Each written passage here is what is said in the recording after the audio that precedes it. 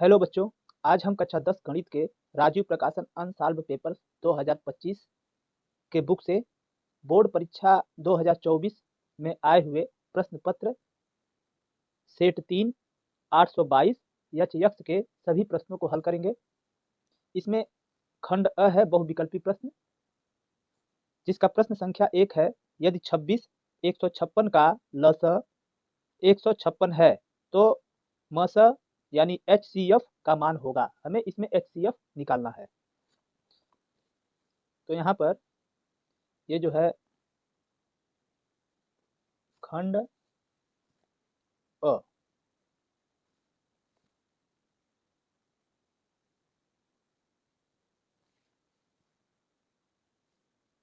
बहुविकल्पीय प्रश्न। तो इसमें पहला प्रश्न जो दिया है, इसमें दो संख्या है, एक 26 है, 101 है 156, उसका LCM 156 दिया है। तो हमें इसका HCF निकालना है। आपको फार्मूला पता होगा HCF का। HCF बराबर पहली संख्या गुणे दूसरी संख्या। तो पहली संख्या जो है हमारा 26 है, गुणे दूसरी संख्या जो है 156 है। अब बटे LCM जो है 156 है, तो बटे हम 156 करेंगे। 156 से 156 कटेगा तो बराबर ये 26 हो जाएगा। यह जो है पहले प्रश्न का आंसर है। इस पहले प्रश्न में हमारा ऑप्शन नंबर बी 26 सही होगा। इसके दूसरे प्रश्न में दिया है, निम्नलिखित में से कौन सा सह अभाज्य संख्याओं का युग्म है। इसमें जो 4 ऑप्शन है, इसमें हमें ये बताना है कौन सा युग्म जो है वह सह अभाज्य का एक युग्म है। ये संख्या जो है इसमें हमें सह अभाज्य का युग्म बताना है। तो पहला दिया है 14 35।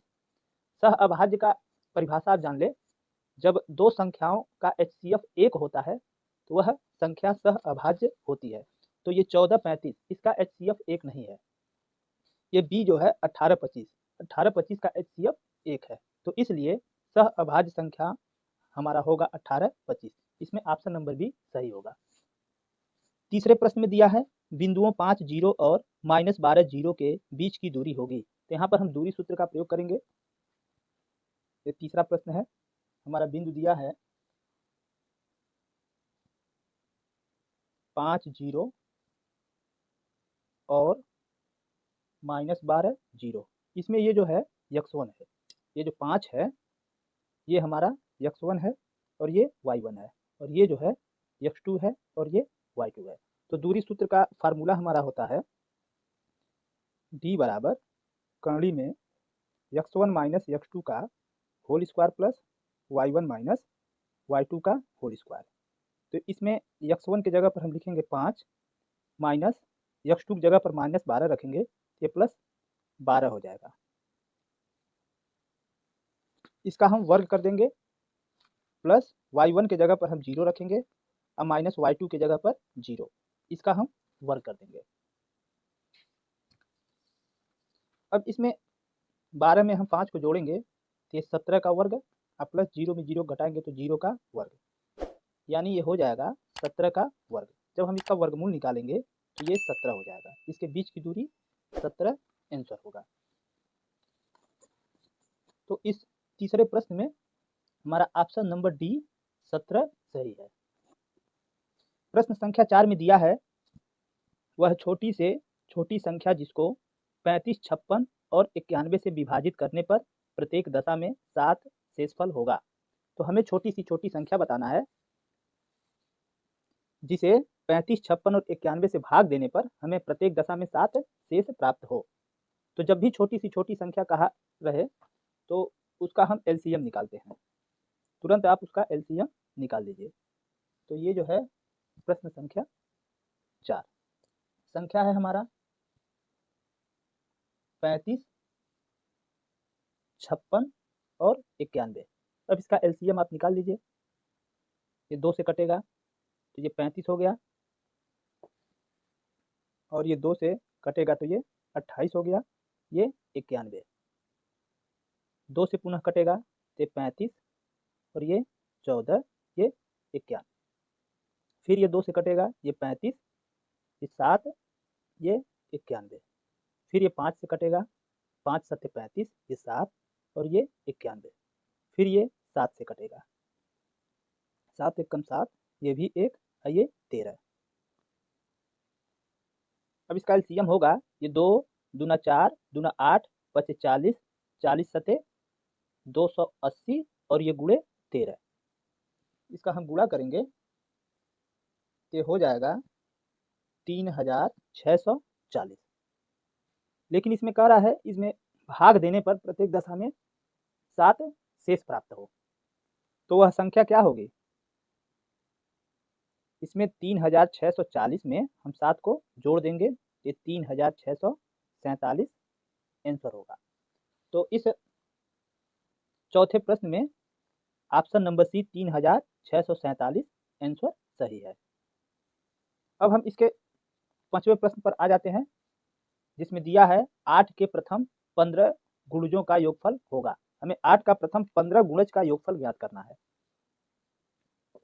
ये प्रश्न संख्या 5। अब इसका गुणज देखिए, 8 होगा, 16 होगा, ये 24 हो जाएगा। इस प्रकार से ये कितना 15 गुणज कितने होंगे? 15 गुणज का योगफल हमें ज्ञात करना है। इसे हम समांतर श्रेणी वाले चैप्टर से हल करेंगे। यहाँ पर a बराबर है 8 और d बराबर होगा 8 और यहाँ पर n बराबर क्या होगा? 15। तो आपको फार्मूला मालूम होगा, Sn बराबर n/2 अब ब्रैकेट में 2a plus n minus 1 into D. n के जगह पर हम 15 रखेंगे बटे 2, 2 गुणे a की जगह पर 8 प्लस n की जगह पर 15 माइनस 1 और d की जगह पर 8। ये 15/2, ये 8 दूना 16 प्लस 15 में से 1 निकलेगा 14 गुणे 8।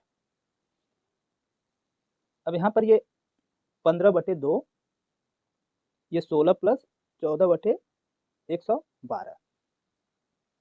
अब ये 15/2, ये 6 2 8 और 1 1 2 और ये 1 यानी 128। 2 चीज़ें काट दे, 2 छक्के 12, 2 चौक 8 और इसका गुणा करें तो 15 चौका 60 और 15 छक्का 90 और 90 6 96, यानी इसका योगफल कितना होगा? 960।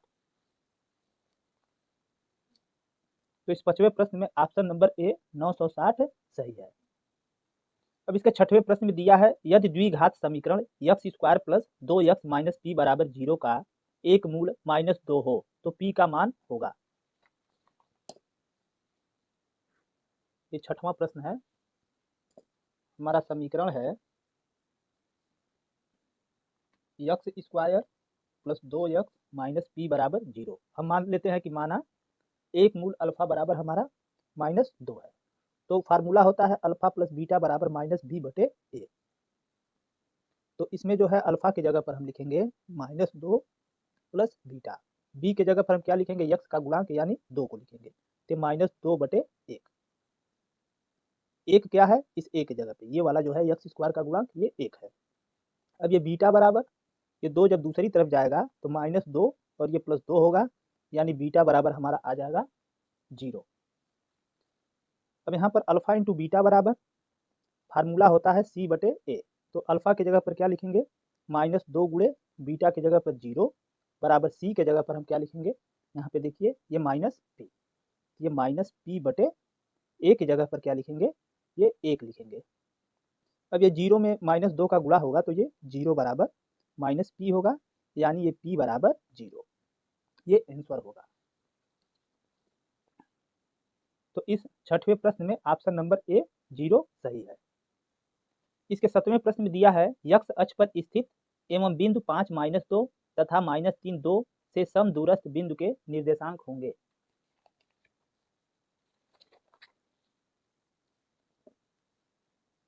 ये है प्रश्न संख्या 7। इस तरीके से हम ग्राफ भी बना देते हैं। ये जो है हमारा x अक्ष है, ये y अक्ष है। अब हमारा दो बिंदु है, एक है 5 -2, x अक्ष पर ये 5 और ये y अक्ष पर ये -2, यानी ये यहाँ होगा। तो ये जो है इस प्रकार ये बिंदु हो गया 5 -2 और एक बिंदु है -3 2, x अक्ष पर -3 यानी ये -3, y अक्ष पर 2, यानी ये बिंदु हमें यहाँ मिलेगा -3 2। तो x अक्ष पर कोई बिंदु है, हम मान लेते हैं वह बिंदु यहाँ पर है। तो जब बिंदु यक्स अक्ष पर होगा तो इसका कोट जो होगा 0 होगा, तो हम मान लेते हैं यह बिंदु यक्स 0 है। तो इस बिंदु से ये जो दूरी है ये दोनों बराबर है, समदूरस्थ है। तो इस यक्स अक्ष पर इस बिंदु का हमें मान बताना है। तो यहाँ पर क्या करेंगे, इन दोनों के बीच की दूरी जो है आपस में बराबर करेंगे, यानी बिंदु यक्स 0 तथा -3 2 के बीच की दूरी। तो यहाँ पर दूरी क्या होगा, x1 - x2 का होल स्क्वायर, यानी ये x माइनस -3, तो ये x प्लस 3 का होल स्क्वायर होगा, और प्लस y1 माइनस y2 यानी 0 - 2 का होल स्क्वायर। और ये बिंदु फिर बिंदु x 2 तथा 5, ये -2 है, -2 के बीच की हमें दूरी ज्ञात करना है, बीच की दूरी।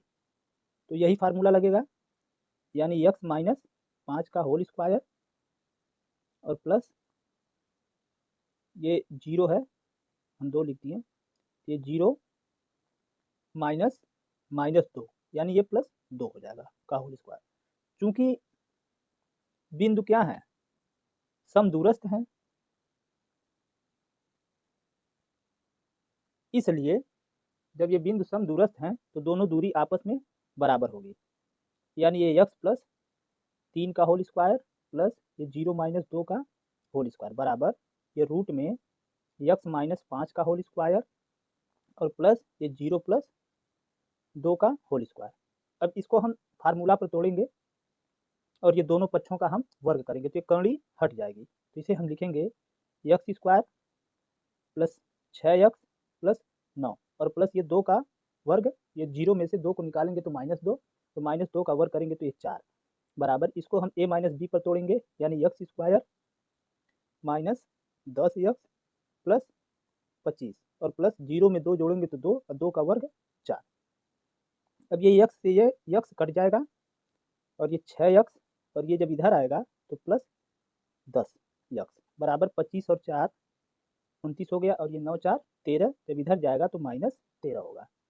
यहाँ पर ये 16 हो गया x, ये 29 में से 13 को हम निकालेंगे तो 9 में से 3 निकलेगा 6 और 2 में से 1 निकलेगा 1, यानी x बराबर 16/16, ये कटेगा एक बार तो x बराबर 1, यानी x अक्ष पर बिंदु हमें क्या मिलेगा, x अक्ष पर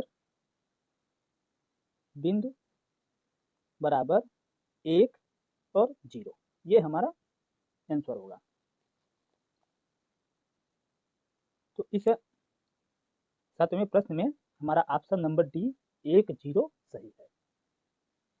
अब इसके प्रश्न संख्या 8 में दिया है, समीकरण 2x square minus 5x plus 4 बराबर 0 के मूलों की प्रकृति होगी। तो हमें यहाँ पर मूलों की प्रकृति बताना है, इसकी प्रकृति क्या है। प्रश्न 8, यहाँ पे हमारा समीकरण दिया है 2x square minus 5x plus 4 बराबर 0। तो हम यहाँ पर विविक्तर निकालेंगे, यानी d बराबर b स्क्वायर माइनस 4ac। तो b के जगह पर हम क्या लिखेंगे, -5, यानी -5 का स्क्वायर -4 गुणे a की जगह पर ये 2 होगा और c की जगह पर ये 4 होगा। तो 5 का वर्ग ये 25 माइनस 4 दूना 8, 8 चौक 32। अब इसमें से हम घटाएंगे, ये 12 में से 5 निकलेगा तो ये 7 हो जाएगा, यानी -7 मिलेगा। अब यहाँ पर हम देख रहे हैं, चूंकि ये d क्या है, इज लेस देन 0, जब d 0 से छोटा है यानी d का मान हमारा ऋणात्मक आ गया, तो इस समीकरण के मूल जो हैं काल्पनिक होंगे, इसलिए मूल क्या होंगे, काल्पनिक होंगे, अर्थात मूल वास्तविक नहीं होंगे। तो इस 8वें प्रश्न में ऑप्शन नंबर बी काल्पनिक ब्रैकेट में वास्तविक नहीं, ये सही है। इसके प्रश्न संख्या 9 में दिया है, दो त्रिभुज एक दूसरे के समरूप होंगे।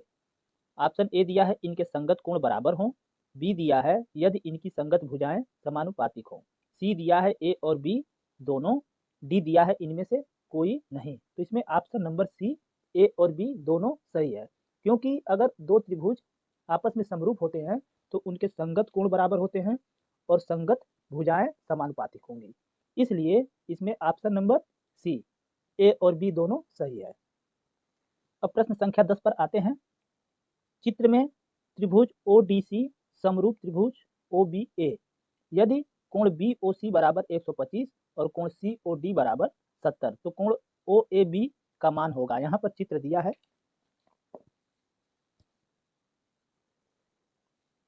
ये प्रश्न संख्या 10। इस प्रकार चित्र को बना लें ताकि समझने में आसानी हो। ये देखिए, ये ए है, बी, ये सी और ये डी।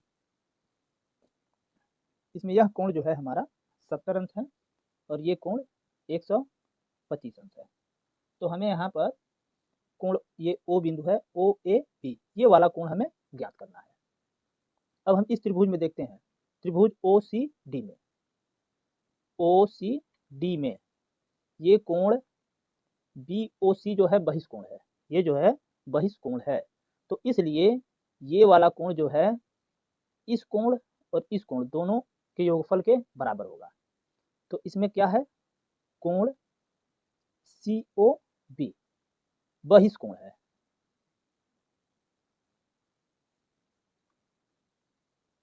इसलिए बहिष्कोण प्रमेय से कोण ओ डी सी प्लस कोण ओ सी डी बराबर 125 अंश होगा।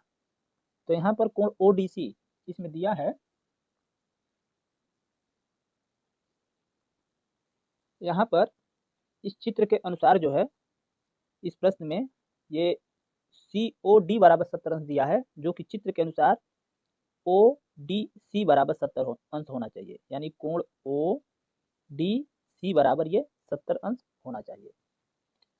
तो यहाँ पर ओ डी सी के जगह पर हम लिखेंगे 70 और प्लस कोण ओ सी डी बराबर 125।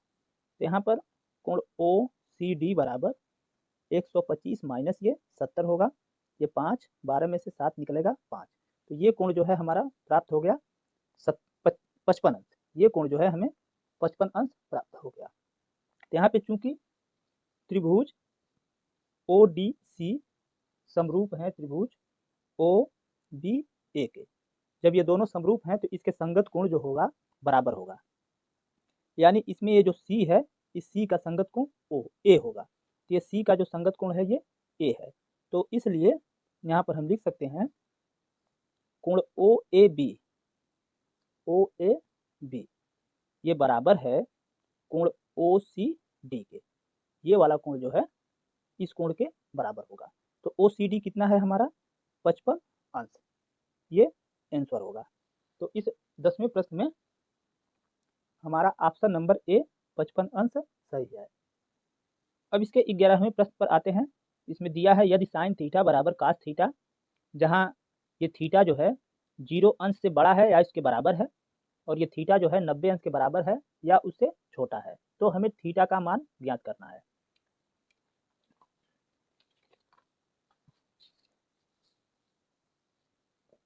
ये प्रश्न संख्या 11, इसमें दिया है साइन थीटा बराबर कास थीटा, तो इसे हम लिख सकते हैं साइन थीटा बराबर कास थीटा गुणे 1। अब इसे हम पाठांतर करें तो साइन थीटा बटे कास थीटा बराबर 1, इसे हम लिख सकते हैं टेन थीटा बराबर 1। तो टेन में कितने अंश का मान 1 होता है, तो ये टेन थीटा बराबर ये 45 अंश का मान होता है, यानी टेन 45 अंश, 1 की जगह पर टेन 45 अंश लिख सकते हैं। तो थीटा बराबर यहाँ कितना होगा हमारा 45 अंश आंसर होगा। तो इस प्रकार इस प्रश्न संख्या 11 में ऑप्शन नंबर बी 45 अंश सही होगा। अब प्रश्न संख्या 12 में दिया है साइन 15 अंश बटे कास 75 अंश का मान होगा। यहाँ पर ये प्रश्न संख्या 12, ये जो है साइन 15 अंश बटे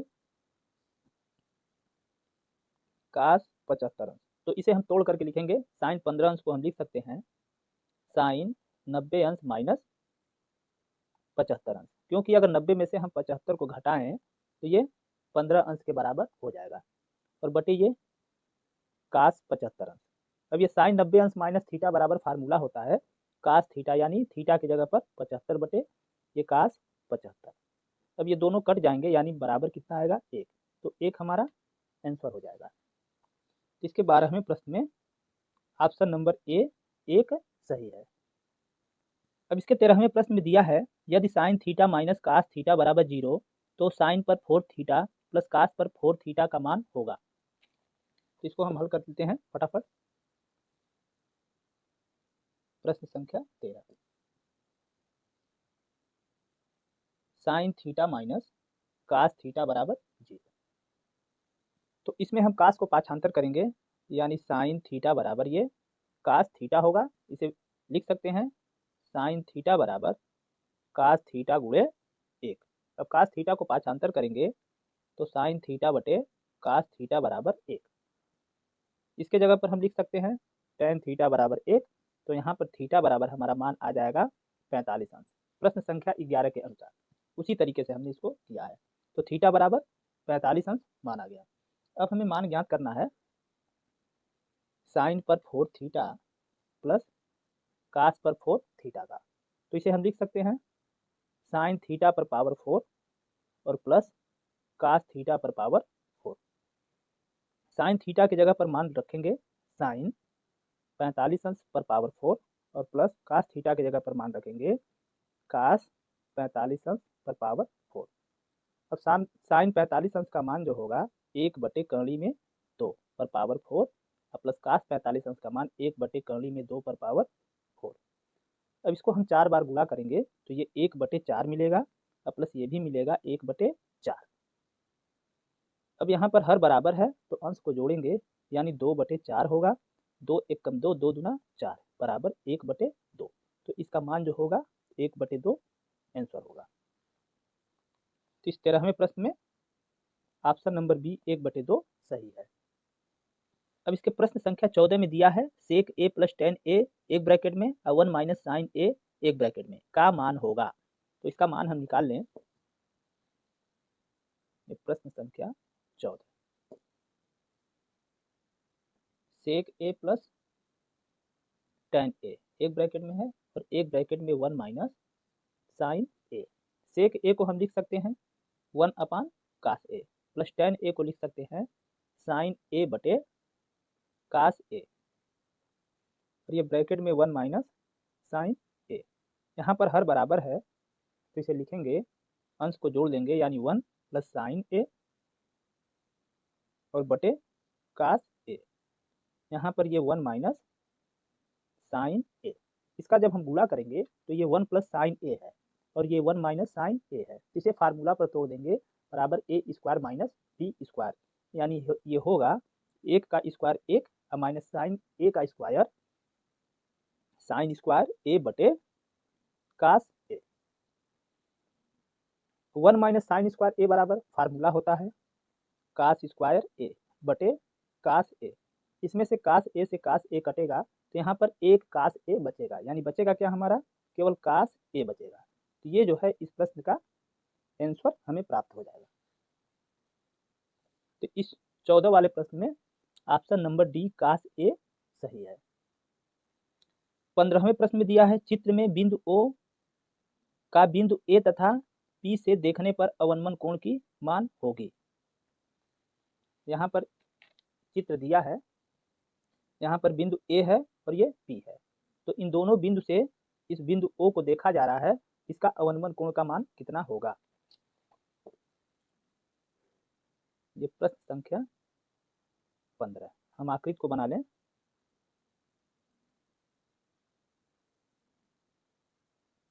इस प्रकार से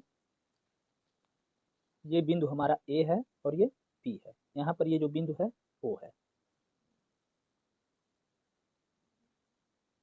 इस प्रकार आकृति है। तो ये पूरा जो है यहाँ से लेकर के यहाँ तक कोण दिया है 45 अंश और ये कोण जो दिया है 60 अंश। ये बिंदु जो है बी है और ये बिंदु क्यू है। तो हमें इन दोनों बिंदु ए और पी का अवनमन कोण बताना है। तो अवनमन कोण कहाँ बनेगा, इस प्रकार हम बना दे रहे हैं, ये जो है हमारा अवनमन कोण बनेगा। तो यहाँ पर देखिए ये जो है रेखा इस OQ के समांतर होगी, तो ये कोण जो है इस कोण के बराबर होगा, यानी ये 45 अंश का कोण बनेगा, तो ये एकांतर कोण है।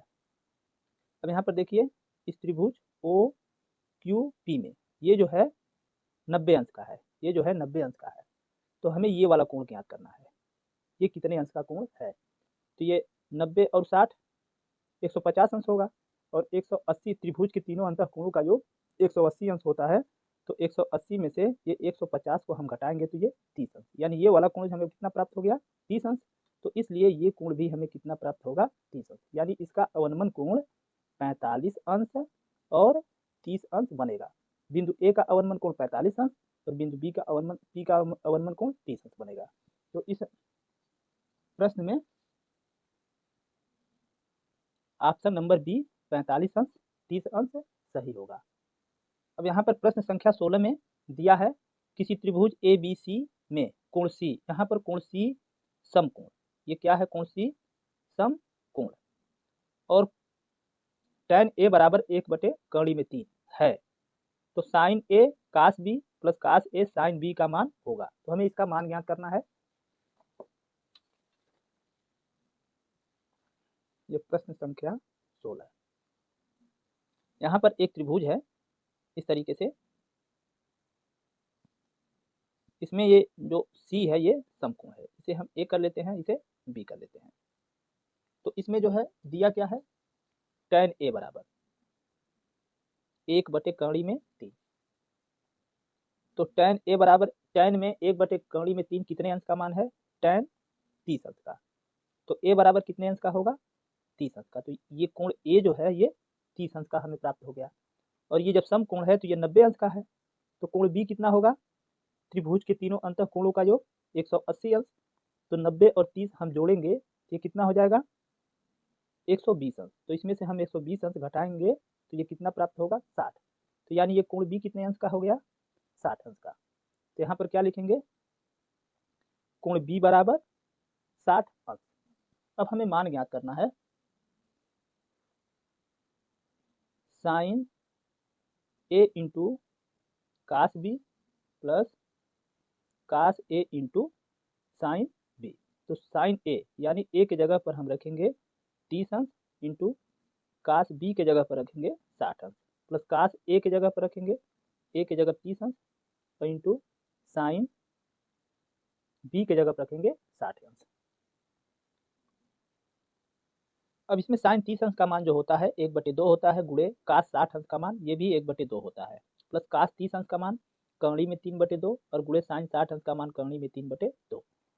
अब इसका हम गुणा करेंगे तो ये 1 एकम 1/2 दूना 4 होगा, प्लस कर्णी में 3 का गुणा करेंगे ये 3 प्राप्त होगा, कर्णी हट जाएगा और 2 का गुणा 2 में करेंगे तो ये 4 प्राप्त होगा। अब यहाँ पर हर बराबर है तो अंश को हम जोड़ लेंगे, यानी 3 और 1 4/4, इसे काट देंगे तो बराबर 1 प्राप्त होगा, यही इस प्रश्न का आंसर हो जाएगा। तो इस प्रश्न संख्या 16 में ऑप्शन नंबर सी 1 सही है। अब यहाँ पर प्रश्न संख्या 17 में दिया है एक घड़ी की मिनट की सुई 8 सेमी लंबी है, 1 मिनट में मिनट की सुई द्वारा बनाया गया त्रिज्यखंड का क्षेत्रफल होगा। यहाँ पर चित्र के माध्यम से समझते हैं। 17वां प्रश्न इस तरीके से, ये घड़ी है, ये 12, ये 3 हो गया, ये 6 हो गया, ये 9, ये जो मिनट वाली सुई है इस प्रकार जब ये 1 मिनट खिसकती है तो इसके द्वारा ये जो त्रिज्यखंड बनेगा इसी का हमें क्षेत्रफल ज्ञात करना है। तो जब घड़ी एक बार घूमती है तो यहाँ सुई द्वारा 1 घंटे में 1 घंटे बराबर कितना 360 डिग्री का कोण बनता है, तो इसलिए 1 मिनट में 1 घंटे बराबर होता है 60 मिनट, यानी 360/60 होगा, इसे काट देंगे ये 6 बार कटेगा, यानी 6 अंश का कोण बनेगा। तो ये जो है ये इस त्रिज्यखंड का केंद्रीय कोण थीटा बराबर 6 अंश बनेगा। इसकी त्रिज्या कितना है r है। तो इसे में त्रिज्यखंड का क्षेत्रफल, तो त्रिज्यखंड का क्षेत्रफल होता है थीटा बटे 360 पाई r स्क्वायर। तो थीटा की जगह पर क्या लिखेंगे 6, तो 6 बटे 360 पाई r स्क्वायर, 6 से काट देंगे इसे 60 बार में, यानी ये आएगा आंसर पाई r स्क्वायर बटे 60।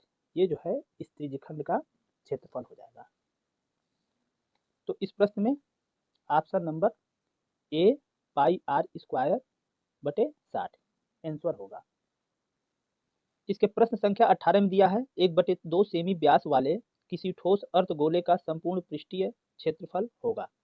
यहाँ पर ये अर्धगोला जो है इस प्रकार से, ये अर्धगोला है, इसका व्यास d बराबर 1/2 है। ये व्यास जो है, ये 18 प्रश्न है, इसका व्यास जो है 1/2 है।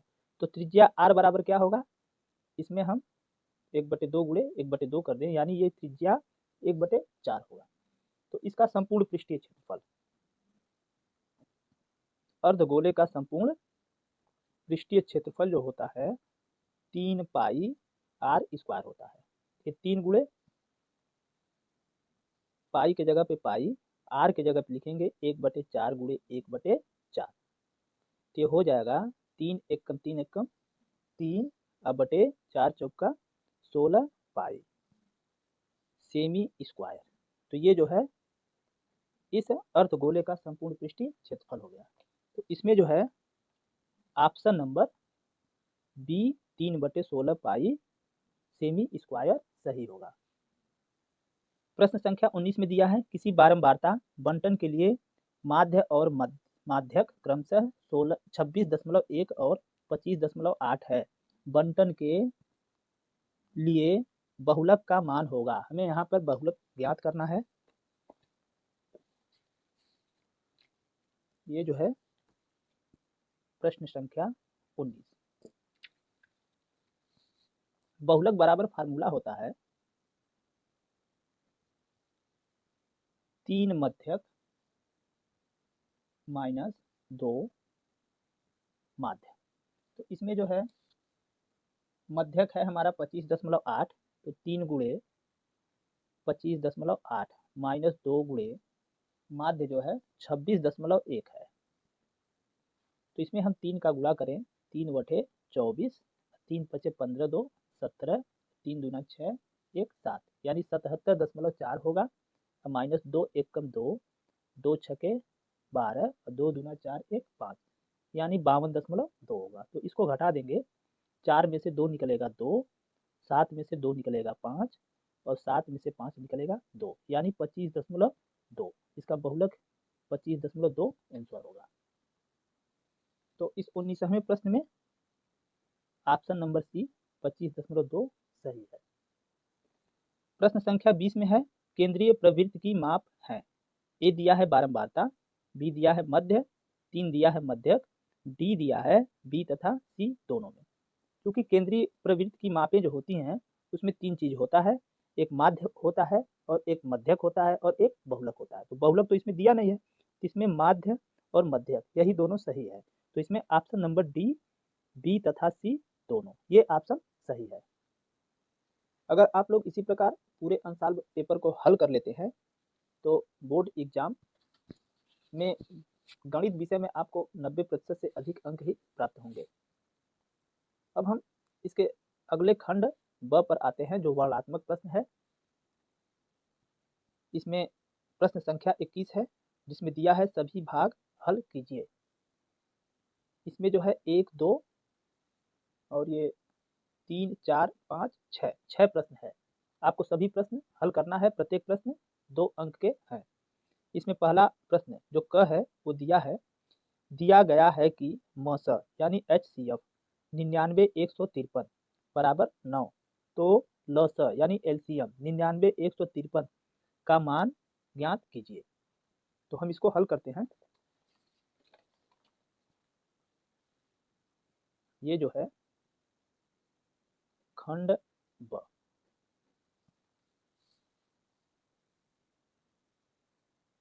वर्णात्मक प्रश्न, जिसमें है प्रश्नोत्तर 21 का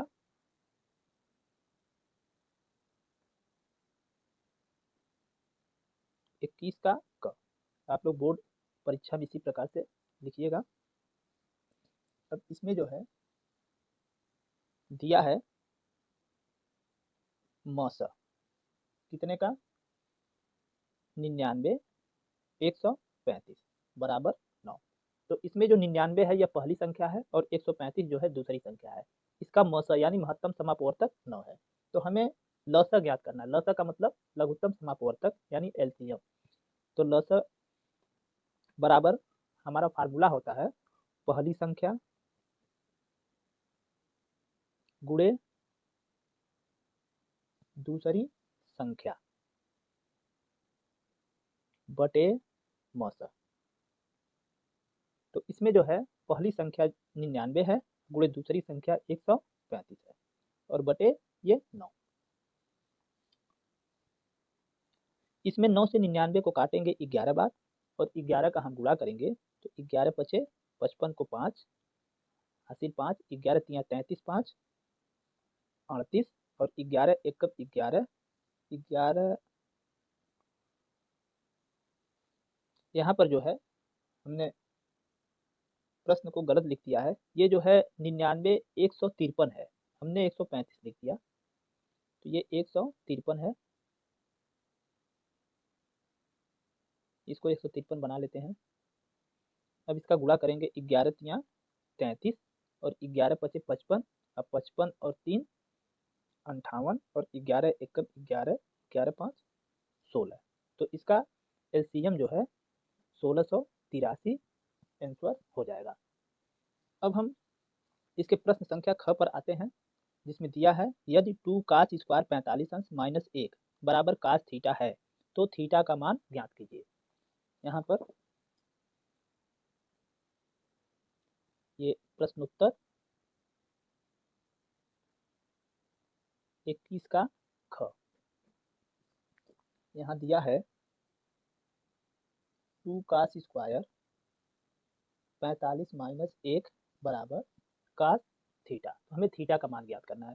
एक हमारा फार्मूला होता है 2 कास स्क्वायर ए माइनस 1 बराबर कास 2 ए। तो इसी फार्मूला पर हम इसको हल करेंगे। यहाँ पर ए की जगह पर क्या है 45 है तो ये 2 कास स्क्वायर 45 अंश माइनस 1 बराबर इसके जगह पर क्या लिखेंगे कास 2 गुणे ए की जगह पर क्या रखेंगे 45 अंश बराबर ये कास थीटा। अब ये हो जाएगा कास 45 गुना 90 बराबर कास थीटा। अब ये कास से कास हट जाएगा यानी थीटा बराबर 90 अंश। ये हमारा आंसर प्राप्त हो गया। अब इसमें हम प्रश्न संख्या 21 के ग पर आ जाते हैं। इसमें कह रहा है बिंदुओं 4y और 12 3 के बीच की दूरी 10 मात्रक है तो y का मान ज्ञात कीजिए।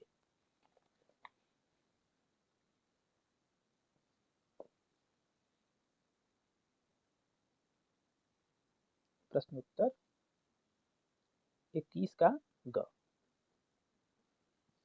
यहाँ पर बिंदु दिया है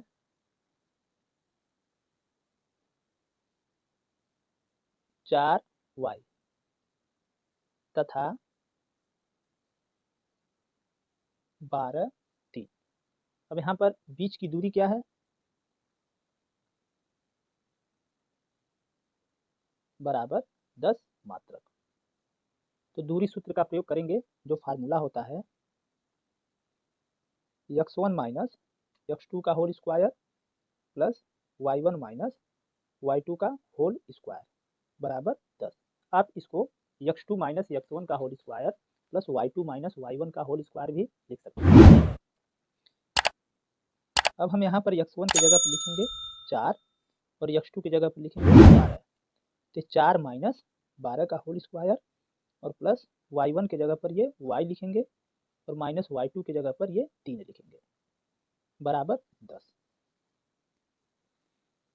अब यहाँ पर देखिए ये 12 में से 4 को निकालेंगे तो माइनस 8 का स्क्वायर और प्लस इसे ये स्क्वायर है a माइनस बी के होल स्क्वायर पर तोड़ें तो ये y स्क्वायर और माइनस 2ab यानी 2 तिया 6y प्लस ये बी स्क्वायर यानी 3 का वर्ग 9 बराबर 10।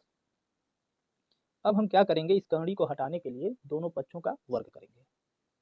दोनों पक्षों का वर्ग करने पर, जब दोनों पक्षों का वर्ग करेंगे तो कड़ी हट जाएगी। ये -8 का स्क्वायर कर लेते हैं तो ये 64 और plus Y square -6y plus 9, और ये जो है 10 का वर्ग करेंगे तो ये 100 प्राप्त हो जाएगा। तो यहाँ पर ये वाई स्क्वायर -6y, ये 64 में 9 को जोड़ेंगे तो 9 4 ये 13, 6 1 7 यानी 73 होगा, और इस 100 को हम पाछांतर करेंगे तो ये -100 बराबर 0। वाई स्क्वायर -6y, 100 में से हम 73 को घटाएंगे तो 10 में से 3 निकलेगा 7, और ये 9 में 7 निकलेगा 2, यानी -27 बराबर 0। अब हम इसका गुणनखंड करते हैं, तो 27 के पहले माइनस का चिन्ह है तो 27 का गुणा वाई स्क्वायर के गुणांक में यानी 1 में तो 27 होगा। 27 का ऐसा गुणनखंड करेंगे जिसको घटाने पर 6 हमें प्राप्त हो जाए, तो 9 तियाँ 27 यानी 9 - 3 बराबर 6 प्राप्त हो जाएगा। तो वाई स्क्वायर माइनस 6 की जगह लिख सकते हैं 9 - 3, बाहर वाई और -27 बराबर 0। यहाँ पर वाई स्क्वायर माइनस ब्रैकेट खोलेंगे तो 9y और ये प्लस हो जाएगा 3y माइनस 27 बराबर 0। यहाँ y हम कामन लें तो y -9 और ये प्लस इसमें 3 हम कामन लेंगे तो ये y माइनस ये 3 9 27 बराबर 0। अब यहाँ पर एक ब्रैकेट में होगा y -9 तो दूसरे ब्रैकेट में होगा y + 3 बराबर 0।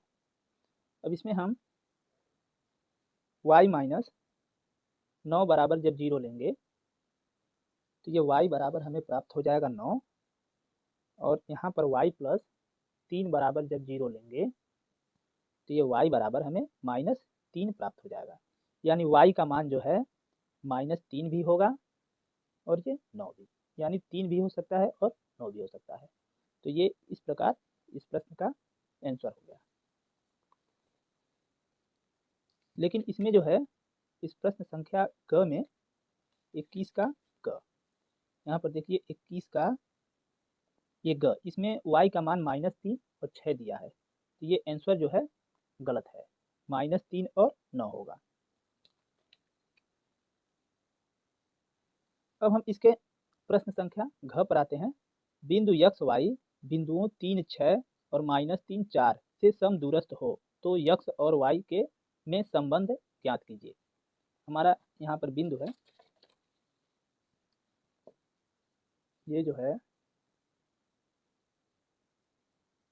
प्रश्न उत्तर 21 का घ। ये एक बिंदु है इस प्रकार से x y, और दो बिंदु और है, एक 3 6 है और एक बिंदु है -3 और 4। तो इस बिंदु की इन बिंदुओं के बीच की दूरी जो है बराबर है, इसके बीच की दूरी जो है बराबर है, तो हमें इस x और y में संबंध ज्ञात करना है। तो सबसे पहले हम बिंदु x y तथा 3 6 के बीच की दूरी निकालेंगे, बीच की दूरी बराबर, तो दूरी सूत्र का प्रयोग करेंगे जो कि होता है कड़ी में x1 - x2 का whole square plus y1 - y2 का होल स्क्वायर। अब यहाँ पर x1 की जगह पर लिखेंगे x -x2 की जगह पर 3 लिखेंगे, प्लस y1 की जगह पर हम लिखेंगे y -y2 की जगह पर लिखेंगे 6, इसका होल स्क्वायर। इसे हम फार्मूला में तोड़ेंगे a - b के, तो x square minus 6x plus 9 और प्लस इसे लिखेंगे y स्क्वायर -12y और प्लस 36। अब इसे हम लिख सकते हैं, ये x स्क्वायर -6x और ये प्लस y स्क्वायर -12y, और ये 36 में इस 9 को जोड़ देंगे तो 9 6 15 और 3 1 4, यानी ये 45 प्राप्त होगा। पुनः हम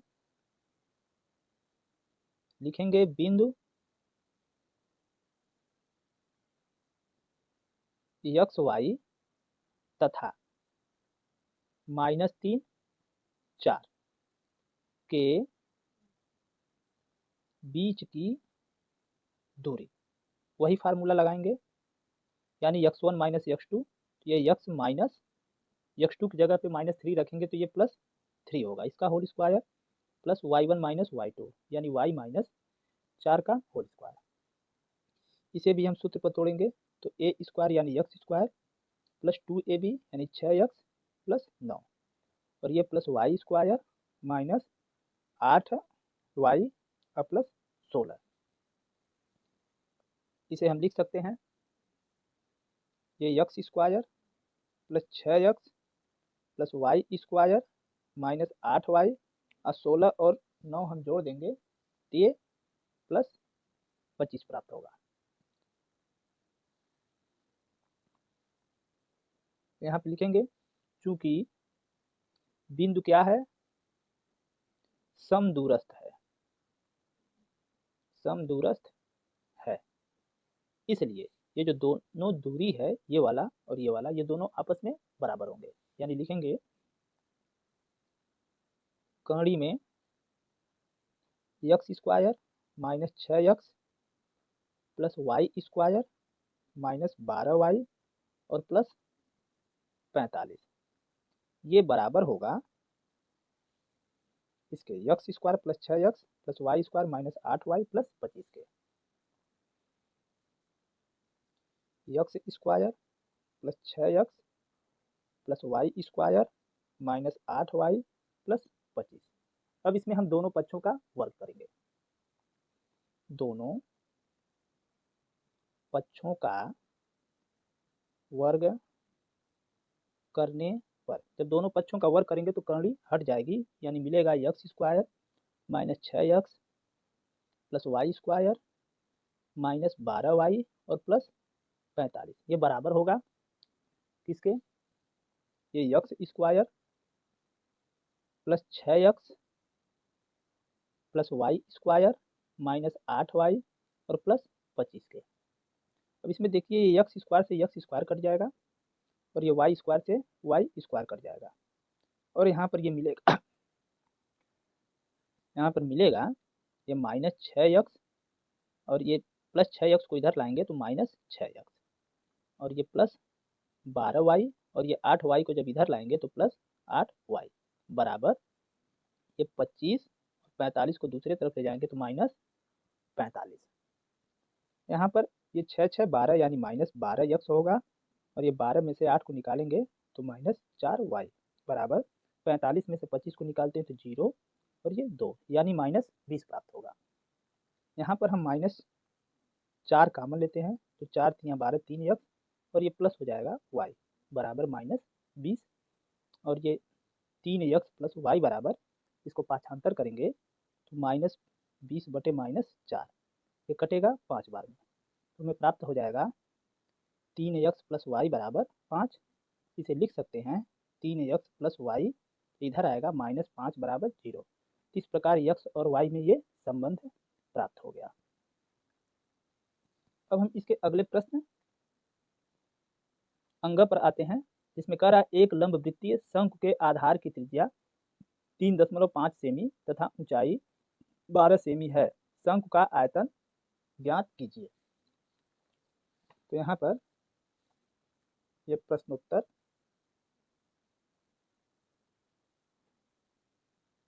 21 का अंग,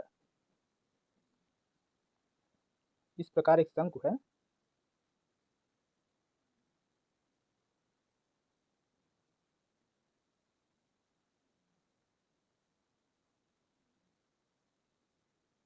इसमें जो है इसकी त्रिज्या जो है 3.5 सेमी है, 3.5 सेमी है और ये ऊंचाई जो है 12 सेमी है। तो हमें इसका आयतन ज्ञात करना है। शंकु की त्रिज्या r बराबर 3.5 सेमी और ऊंचाई इसका h बराबर 12 सेमी, इसका आयतन हो जाएगा फार्मूला होता है 1/3 पाई आर स्क्वायर एच। इसी में हम आर और एच का मान रखेंगे तो आंसर हमें प्राप्त हो जाएगा। तो हम लिखेंगे 1/3 पाई के जगह पर 22/7, आर के जगह पर 3.5 गुणे 3.5, 2 बार लिखेंगे क्योंकि ये स्क्वायर है, और गुणे एच के जगह पर हम लिखेंगे 12। 7 से काट दें तो ये 0.5 बार कटेगा, और ये 3 चौक 12। अब 22 का गुणा जो है 0.5 में करेंगे तो हमें 11 प्राप्त होगा। क्योंकि 22 बचे 110 होता है, तो यहाँ पर एक अंक पर दशमलव, यानी ये 11 प्राप्त हो गया। और 11 में फिर हम ये 4 का गुणा करेंगे तो ये 44 प्राप्त हो जाएगा, और इस 44 में हम 3.5 का गुणा करेंगे तो ये हमें 154 प्राप्त हो जाएगा। यानी इसका आंसर हो जाएगा 154 सेमी पर क्यूब। इस शंकु का आयतन 154 सेमी पर क्यूब आंसर हो जाएगा। तो यहाँ पर प्रश्न संख्या 21 का लास्ट प्रश्न है च, जिसमें दिया है निम्नलिखित सारणी से माध्य ज्ञात कीजिए। हमें इसका माध्य ज्ञात करना है। ये वर्ग अंतराल दिया है और ये बारंबारता। तो हम पहले सारणी को बना लेते हैं।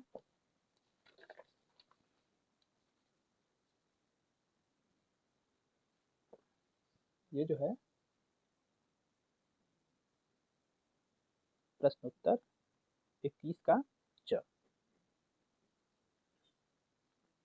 इस प्रकार ये वर्ग अंतराल है, ये बारंबारता है। एक कॉलम बनाएंगे मध्यमान और एक कॉलम बनाएंगे यफ गुणे यक्स। बारंबारता को हम यफ से लिखेंगे और मध्यमान को यक्स से। यहाँ पर वर्ग अंतराल है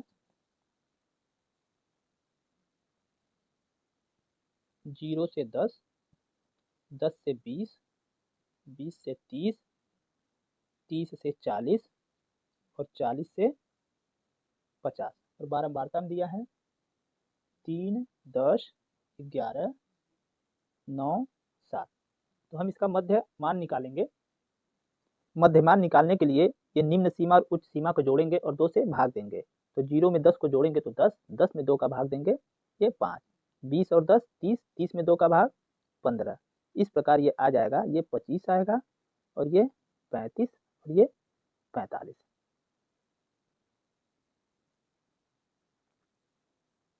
अब यहाँ पर हम इस यफ में यक्स का गुणा करेंगे, यानी 3 पचे ये 15, और 15 में 10 का गुणा करेंगे 150, और इसे करेंगे 11 पचे 55, 11 दूना 22, 5 27, 275 हो जाएगा।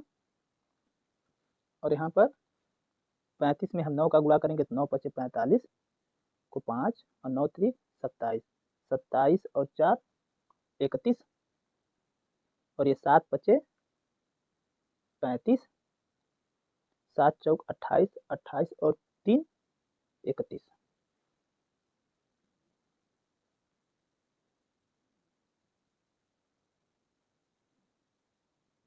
यहाँ पर हम इसका योग करेंगे। योग इसमें जो है सिग्मा एफ जोड़ेंगे 3, 1 4, 9 4 13 7 20 और 2 और 1 3 और 1 4, यानी ये 40 होगा। सिग्मा एफ एक्स करेंगे, इसको जोड़ते हैं 5 5 10 5 15 5 20 और 2 और 1 3 3 5 8 7 15 16 और ये 17 7 हो जाएगा।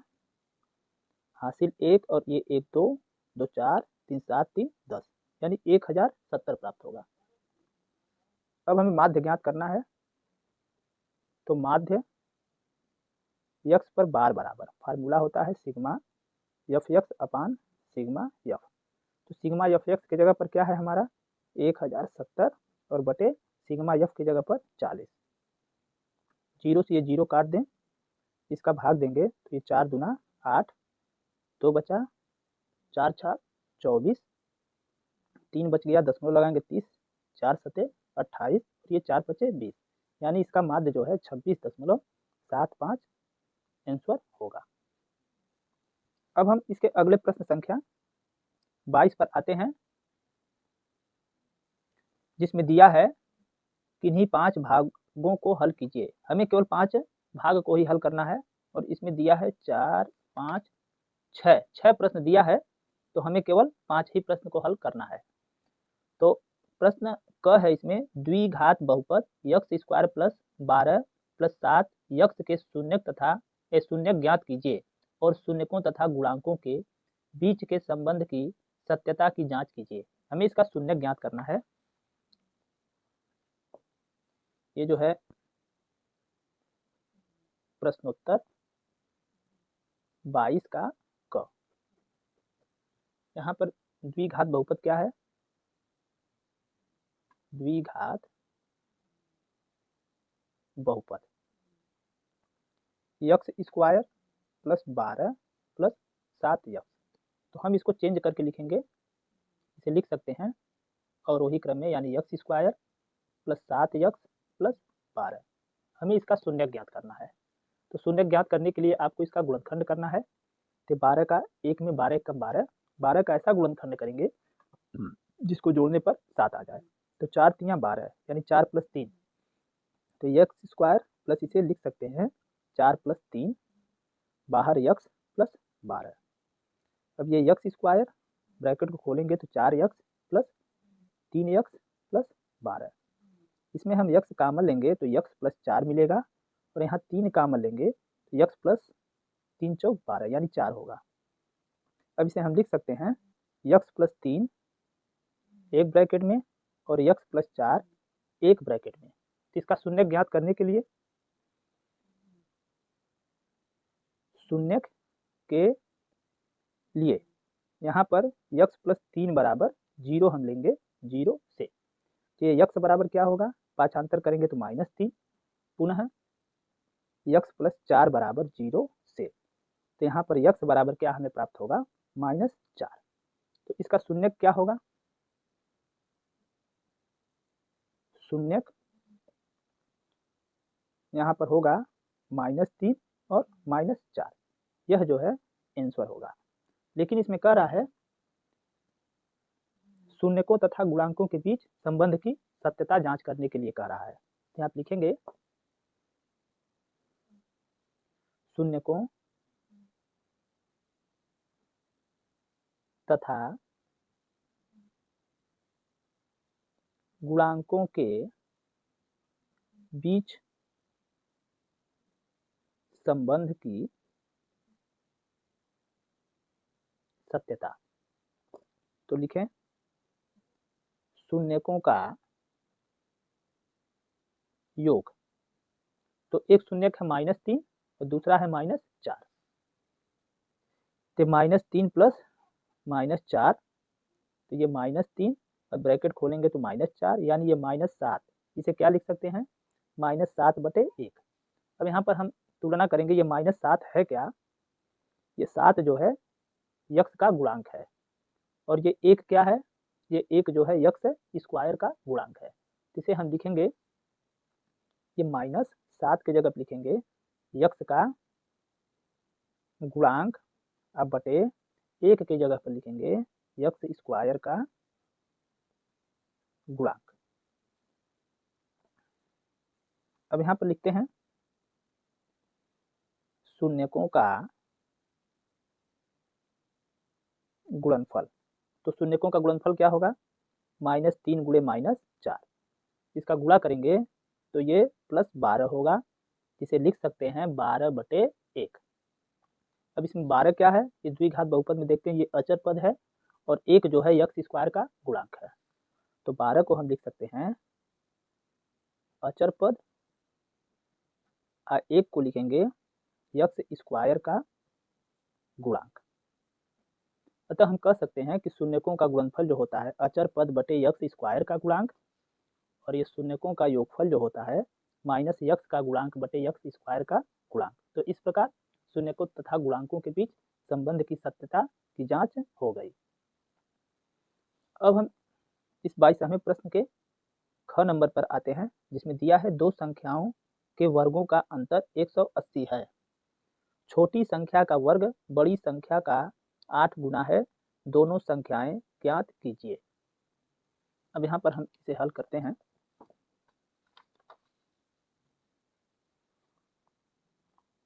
प्रश्नोत्तर 22 का ख।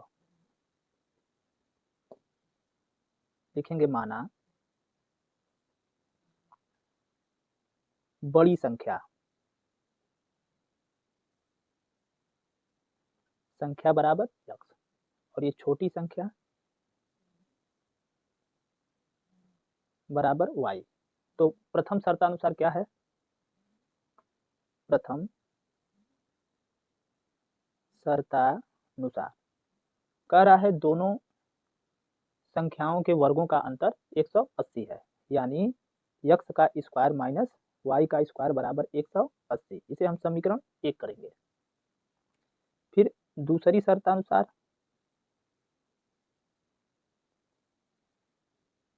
इसमें कह रहा है छोटी संख्या का वर्ग बड़ी संख्या का 8 गुना है। इसमें छोटी संख्या y है, इसका वर्ग यानी y स्क्वायर बराबर बड़ी संख्या का 8 गुना है, यानी x का 8 गुना 8x होगा। इसे समीकरण 2। अब ये y स्क्वायर का मान जो है समीकरण 1 में हम रखेंगे। यहाँ पे लिखें समीकरण 1 में y स्क्वायर का मान रखने पर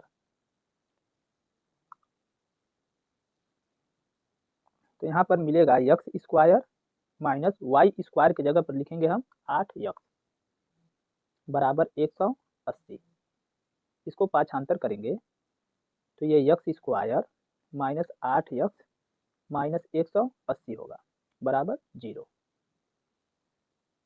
अब हम इसका गुणनखंड करेंगे। तो इसको गुणनखंड करने के लिए 180 का गुणा यहाँ x स्क्वायर के गुणा 1 में करेंगे और उसका ऐसा गुणनखंड जिसको घटाने पर 8 प्राप्त हो जाए। तो 18 में 10 का अगर गुणा करें तो 180 होगा और 18 में 10 को घटाएं तो वह 18 ये मध्य पद यानी 8 के बराबर हो जाएगा। इसे लिख सकते हैं x स्क्वायर माइनस 18 माइनस 10 बाहर में x माइनस 180 बराबर 0। यहाँ पर x स्क्वायर माइनस 18x इसका हम गुणा करेंगे तो प्लस 10x माइनस 180 बराबर 0। x हम कामन लें तो x माइनस 18 और प्लस 10 कामन लेंगे तो x माइनस ये 18 बराबर 0। यहाँ पर x माइनस 18 एक ब्रैकेट में और x प्लस 10 एक ब्रैकेट में बराबर 0। अब x माइनस 18 बराबर 0 से तो ये x बराबर हो जाएगा 18 और ये x प्लस 10 बराबर 0 से तो ये हो जाएगा x बराबर माइनस 10। तो ये जो है x का मान ऋणात्मक आ गया तो ये असंभव होगा। अब जो ये x का मान धनात्मक 18 आया है यही संख्या हमारा क्या होगा? बड़ी संख्या होगी। अब यहाँ पर इसी का x का मान जो है समीकरण 2 में हम रखेंगे। तो लिखेंगे समीकरण 2 में x का मान रखने पर तो समीकरण 2 क्या है? ये y स्क्वायर बराबर 8x तो y स्क्वायर बराबर 8 की जगह पर लिखेंगे ये x की जगह पर 18 तो y स्क्वायर बराबर 18 में 8 का गुणा करेंगे तो 144। ये y बराबर 144 का वर्गमूल निकालेंगे तो ये 12। यानी इसमें बड़ी संख्या क्या होगा? बड़ी संख्या बराबर 18 और छोटी संख्या बराबर 12। ये जो है इस प्रश्न का आंसर प्राप्त हो गया। अब हम प्रश्न संख्या ग पर आते हैं। इसमें दिया है सिद्ध कीजिए कि किसी बाह्य बिंदु से किसी वृत्त पर खींची गई दो स्पर्श रेखाओं के बीच का कोण स्पर्श बिंदुओं को मिलाने वाले रेखाखंड द्वारा केंद्र पर आंतरिक कोण का समपूरक होता है। तो इसका चित्र हम बना लें। यहाँ पर ये प्रश्नोत्तर 22 का ग यहाँ पर एक वृत्त है इस प्रकार से,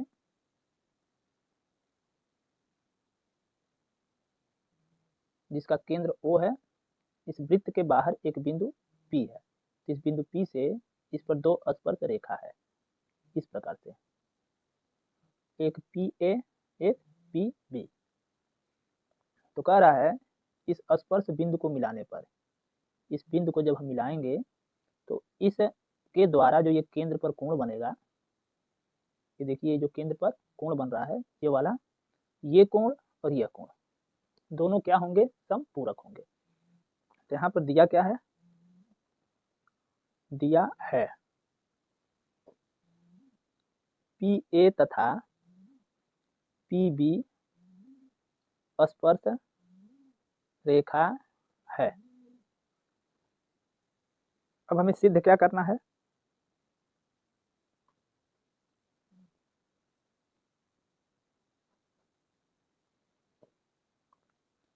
angle P plus angle AOB बराबर 180 अंश, क्योंकि ये समपूरक है। उपपत्ति करेंगे, PA तथा PB एक स्पर्श रेखा है, इसलिए, और ये क्या है, तथा OA और OB त्रिज्या है, त्रिज्या है। इसलिए OA लंब PA तथा OB लंब PB। क्यों? चूंकि एक प्रमेय होता है, वृत्त की स्पर्श रेखा त्रिज्या पर लंब होती है, इसलिए दोनों क्या होंगे, लंब होंगे, यानी ये 90 अंश के कोण बनाएंगे। अब यहाँ पर लिखेंगे चतुर्भुज PAOB में, यहाँ पर देखिए जो चतुर्भुज बन रहा है PAOB, इसमें जो है ये चारों कोण को अगर जोड़ेंगे तो 360 अंश के बराबर होगा। यहाँ पे लिखेंगे angle P plus angle PAO plus angle AOB और प्लस एंगल PBO, ये जो है चारों कोणों को हम जोड़े हैं, ये और ये, तो ये कितने अंश का हो गया, 360 अंश का।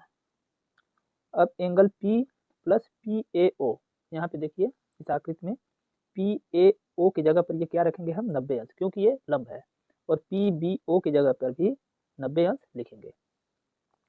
तो PAO की जगह पर 90 प्लस कोण AOB प्लस कोण PBO की जगह पर भी 90 बराबर 180। अब यहाँ पर ये कोण P प्लस कोण AOB और प्लस ये 90 और 90 को जोड़ेंगे तो ये 180 और बराबर ये 360 होगा। अब ये कोण P प्लस कोण AOB बराबर, इसको पाछांतर करेंगे तो 360 माइनस 180, तो कोण P प्लस कोण AOB बराबर 360 में से 180 को घटाएंगे तो ये 180 प्राप्त हो जाएगा। तो इस प्रकार ये हमारा सिद्ध हो गया, कोण P प्लस कोण AOB बराबर 180 अंश। इसी को हमें सिद्ध करना था। अब हम इसके घ वाले प्रश्न पर आ जाते हैं, जिसमें कह रहा है आकृति में OA इंटू OB बराबर OC इंटू OD, तो दर्शाइए कोण A बराबर कोण C और कोण B बराबर कोण D। यहाँ पर ये आकृति दिया है जिसको हम बनाएं।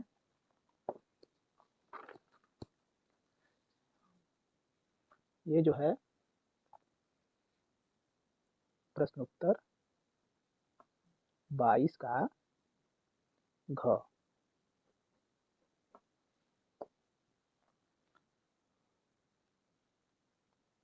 प्रकार आकृति है।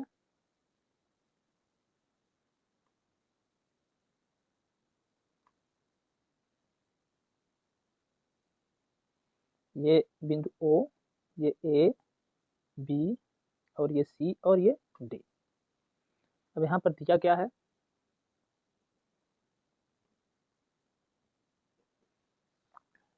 OA इंटू OB बराबर OC इंटू OD। अब हमें सिद्ध करना है, सिद्ध करना है कोण A बराबर कोण C तथा कोण B बराबर कोण D। अब इसको हल करते हैं, उपपत्ति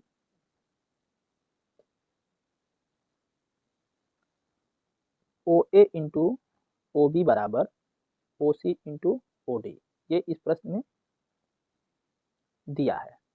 अब इसमें OC को हम इधर लाएंगे, ये हो जाएगा OA बटे OC बराबर OB को इधर ले जाएंगे तो ये OD बटे OB हो जाएगा। और यहाँ पर देखिए कोण AOD ये कोण और कोण COB ये वाला कोण दोनों बराबर होगा। कोण AOD बराबर कोण COB, क्यों, ये शीर्षाभिमुख कोण है,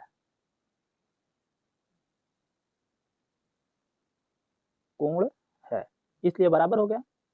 तो हम देख रहे हैं ये दोनों त्रिभुज में ये OA जो है बटे OC ये बराबर है ये OD बटे OB के, तो इसलिए दोनों त्रिभुज समरूप होंगे। तो लिखेंगे इसलिए त्रिभुज AOD समरूप त्रिभुज COB किससे, यस ए यस समरूपता प्रमेय से। तो जब ये समरूप हो गया तो इसलिए ये कोण C जो है, ये कोण A जो है कोण C के बराबर होगा और ये कोण D जो है इस कोण B के बराबर होगा। यहाँ पे लिखेंगे इसलिए कोण A बराबर कोण C तथा कोण B बराबर कोण D, क्यों, चूंकि समरूप त्रिभुज के संगत कोण समान होते हैं।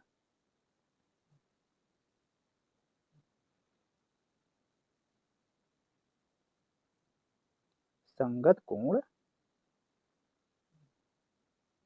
समान होते हैं। आप लोग परीक्षा में प्रमेय को जरूर लिखिएगा, इससे अच्छे नंबर मिलते हैं। तो इस प्रकार ये प्रश्न सिद्ध हो गया। अब हम इसके प्रश्न संख्या अंग पर आ जाते हैं, जिसमें कह रहा है ताश की अच्छी तरह से फेंटी गई 52 पत्तों की एक गड्डी में से एक पत्ता यादृच्छा निकाला जाता है। इसकी प्रायिकता ज्ञात कीजिए कि निकाला गया पत्ता ए दिया है बादशाह होगा, दूसरा बादशाह नहीं होगा। एक ताश की गड्डी है जिसमें 52 पत्ते हैं। ये प्रश्नोत्तर 22 का अंग। यहाँ पे ये ताश की गड्डी में कुल पत्ते बराबर, कुल कितने पत्ते होते हैं, 52 पत्ते होते हैं। उसमें बादशाह की पत्ती कितनी होती है, बादशाह के पत्ते बराबर 4, उसमें जो होते हैं 4 बादशाह के पत्ते होते हैं।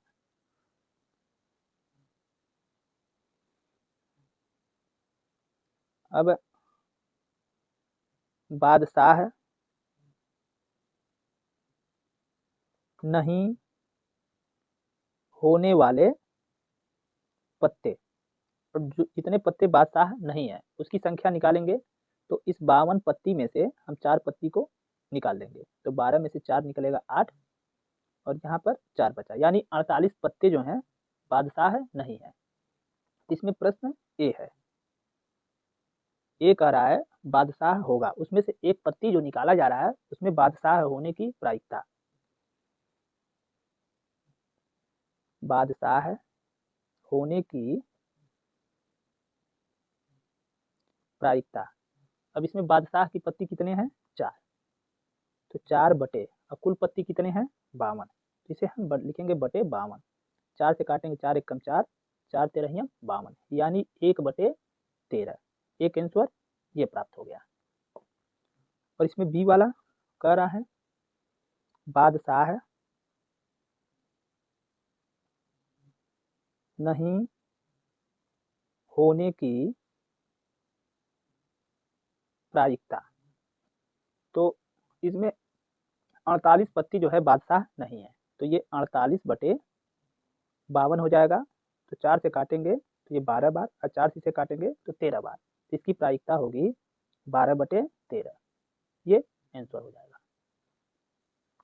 इस प्रकार इस प्रश्न संख्या 22 में 5 खंड पूरे हुए, लेकिन इसमें जो है चौथा प्रश्न भी दिया है छठवां प्रश्न जो दिया है च, तो इसको भी हम सॉल्व कर लेते हैं, जिससे आपको जो इच्छा करेगा उसको हल कर लेंगे। इसमें च में दिया है निम्नलिखित बारंबारता बंटन का मध्यक ज्ञात कीजिए। हमें इसका माध्यिका ज्ञात करना है। मध्यक का मतलब माध्यिका ही होती है। ये प्रश्न उत्तर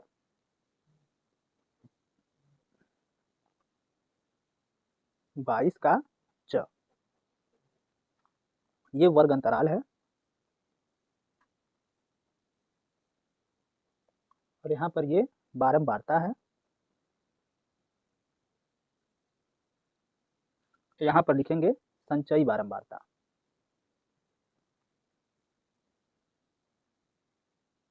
आपको जब भी मध्यक ज्ञात करने के लिए कहे तो संचयी बारंबारता जरूर निकालनी है।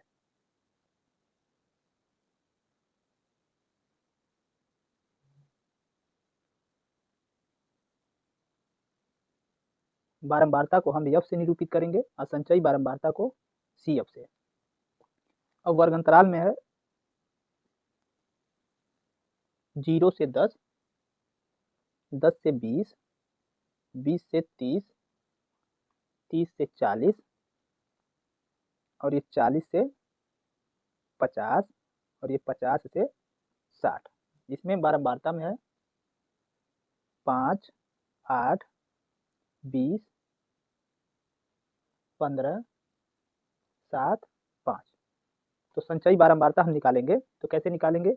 0 में इस 5 को जोड़ेंगे, यानी 0 + 5 = 5, और इस 5 में 8 को जोड़ेंगे तो ये 13 हो जाएगा, और 13 में इस 20 को जोड़ेंगे तो ये 33 हो जाएगा, और 33 में 15 को जोड़ेंगे तो ये 5, 3, 8, 3, 1, 4, यानी 48 हो जाएगा। और ये 48 में 7 को जोड़ेंगे तो ये 55 हो जाएगा, और 55 में हम ये 5 को जोड़ेंगे तो ये 60 हो जाएगा।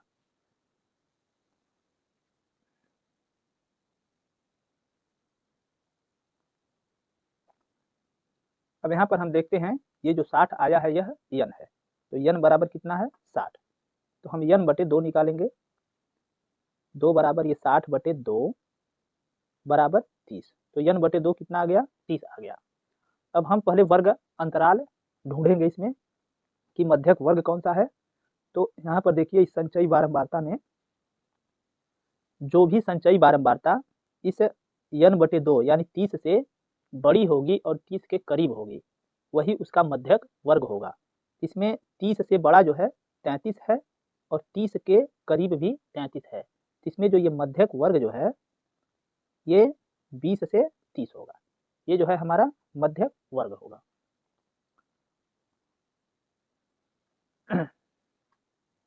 या इसे वर्ग अंतराल कहेंगे। तो लिखेंगे अतः वर्ग अंतराल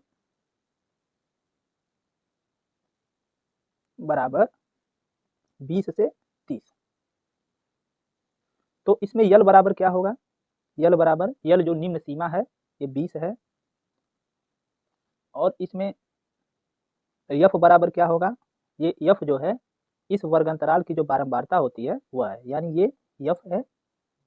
और सी एफ क्या है? इस वर्ग अंतराल के ठीक पहले वर्ग की संचयी बारंबारता, तो ये संचयी बारंबारता जो है ये CF होगा। तो यहाँ पर F बराबर 20 और ये CF बराबर 13 और यहाँ पर H कितना होगा, इस वर्ग अंतराल के बीच में जो अंतर है, तो 10-10 का अंतर है, तो ये H होगा, यानी ये हाइट होगी। अब यहाँ पर हमें माध्यक ज्ञात करना है, तो इसकी फार्मूला हम लिखेंगे। माध्यक बराबर फार्मूला होता है L plus N/2 minus CF पूरे का बटे में F और गुणे H।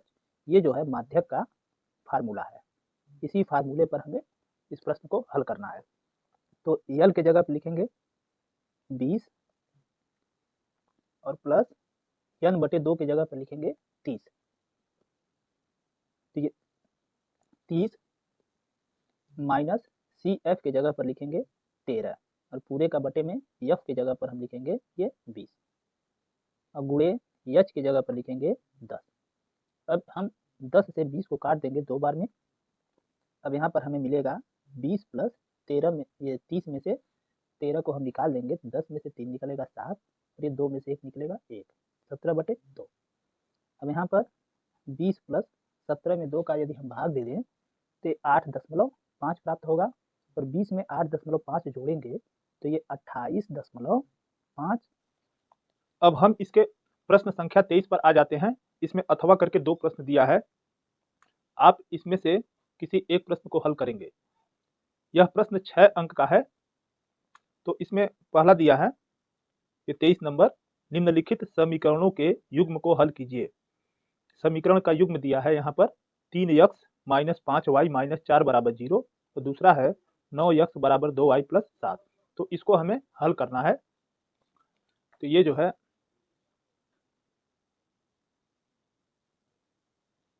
प्रश्नोत्तर 23। यहाँ पर एक समीकरण है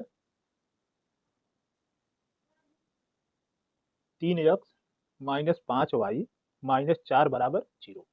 इसको थोड़ा हम चेंज करेंगे, इसे लिख सकते हैं 3x माइनस 5y बराबर 4। इसे हम समीकरण 1 मान लेंगे। और दूसरा दिया है 9x बराबर 2y प्लस 7। इसमें हम 2y को दूसरे साइड लाते हैं तो 9x माइनस 2y बराबर ये 7। इसे हम समीकरण 2 मान लेंगे। अब इन दोनों समीकरण 1 और 2 को हम विलोपन विधि से हल करेंगे। इसको हल करने के लिए किसी एक चर राशि के गुणांक को हमें बराबर करना होता है। तो हम यहाँ पर x के गुणांक को बराबर करेंगे। यहाँ पर x का गुणांक 3 है, यहाँ पर x का गुणांक 9 है। तो यहाँ पर इसको 3 को हमें 9 बनाना है। तो समीकरण 1 में यदि हम 3 से गुणा कर दें तो ये 9x मिल जाएगा, यानी इस समीकरण 2 में x के गुणांक के बराबर हो जाएगा। तो यहाँ पे लिखें समीकरण 1 में 3 से गुणा करने पर, तो समीकरण 1 में जब 3 से गुणा करेंगे तो ये मिलेगा 3 तियां 9x माइनस 3 पचे 15y बराबर ये 3 चौका 12। ये समीकरण बन जाएगा हमारा 3।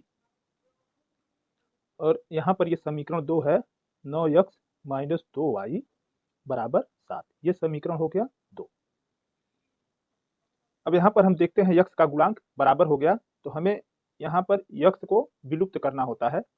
तो दोनों धनात्मक हैं तो एक को हमें ऋणात्मक बनाना है, यानी समीकरण 3 से समीकरण 2 को घटाने पर।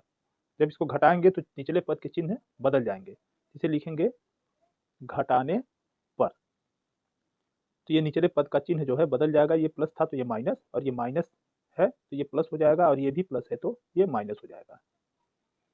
अब ये 9x से 9x कट जाएगा और 15y में से 2y को हम घटाएंगे तो माइनस 13y बराबर 12 में से 7 को निकालेंगे तो ये 5 हो जाएगा। अब यहाँ पर y बराबर माइनस 13 जब दूसरे तरफ जाएगा तो ये माइनस 5/13। तो ये हमारा y का मान निकल गया। अब इस y का मान जो है आप समीकरण 1, 2 या 3 किसी में भी रख देंगे तो x का मान निकल जाएगा। तो हम समीकरण 1 में मान रखते हैं तो लिखेंगे समीकरण 1 में y बराबर माइनस 5/13 रखने पर। तो यहाँ पर समीकरण 1 जो है हमारा 3x माइनस 5y बराबर 4 है। तो 3x माइनस 5 गुणे y के जगह पर लिखेंगे -5/13 बराबर 4। ये 3x ये माइनस में माइनस का गुणा प्लस और 5 बचे ये 25/13 होगा बराबर 4। 3x बराबर इसको हम पाँचांतर करेंगे तो 4 माइनस 25/13।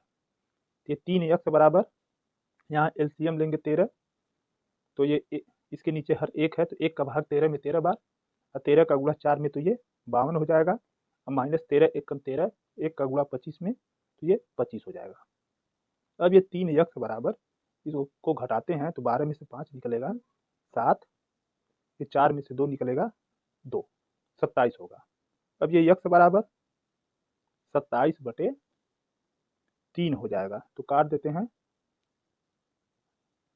ये देखिए हम छोड़ दिए 27/13 होगा, तो ये 3 जो है इधर आएगा तो ये 13 गुणे 3 होगा, जिसे हम काटेंगे 3 9 27, यानी x का मान आ जाएगा 9/13।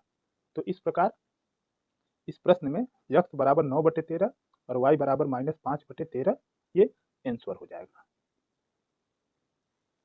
अब हम प्रश्न 23 के अथवा को भी हल कर लेते हैं, जिसमें दिया है 2 अंकों की एक संख्या एवं इसके अंकों को उलटने पर बनी संख्या का योगफल 66 है।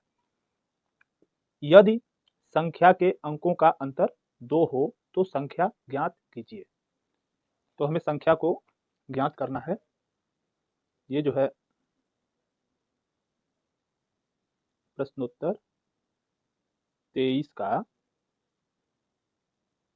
अथवा। तो यहाँ पर हम मानेंगे, माना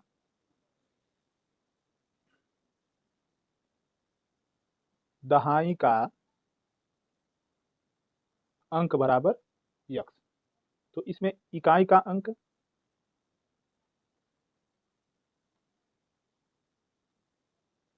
बराबर x प्लस 2 होगा, या 2 प्लस हम x लिख सकते हैं, 2 प्लस x लिख देते हैं। चूंकि यहाँ पर इस प्रश्न में दिया है इकाई और दहाई दोनों अंकों का अंतर जो है 2 है, तो उसमें से दहाई का अंक हम x मान लिए हैं, तो इकाई का अंक क्या होगा 2 प्लस x। अब हम संख्या बना लेते हैं। संख्या हमारा क्या हो जाएगा, संख्या बराबर दहाई का मान हमारा 10 होता है, ये 10x होगा और प्लस इकाई की जगह पर 2 प्लस x, ये जो है हमारा संख्या हो जाएगा। इसको हम अगर हल करें तो ये मिल जाएगा हमें 10x प्लस 2 प्लस x, यानी ये हो जाएगा 10 और 1 11x प्लस 2, ये जो है हमारा संख्या बन गया। अब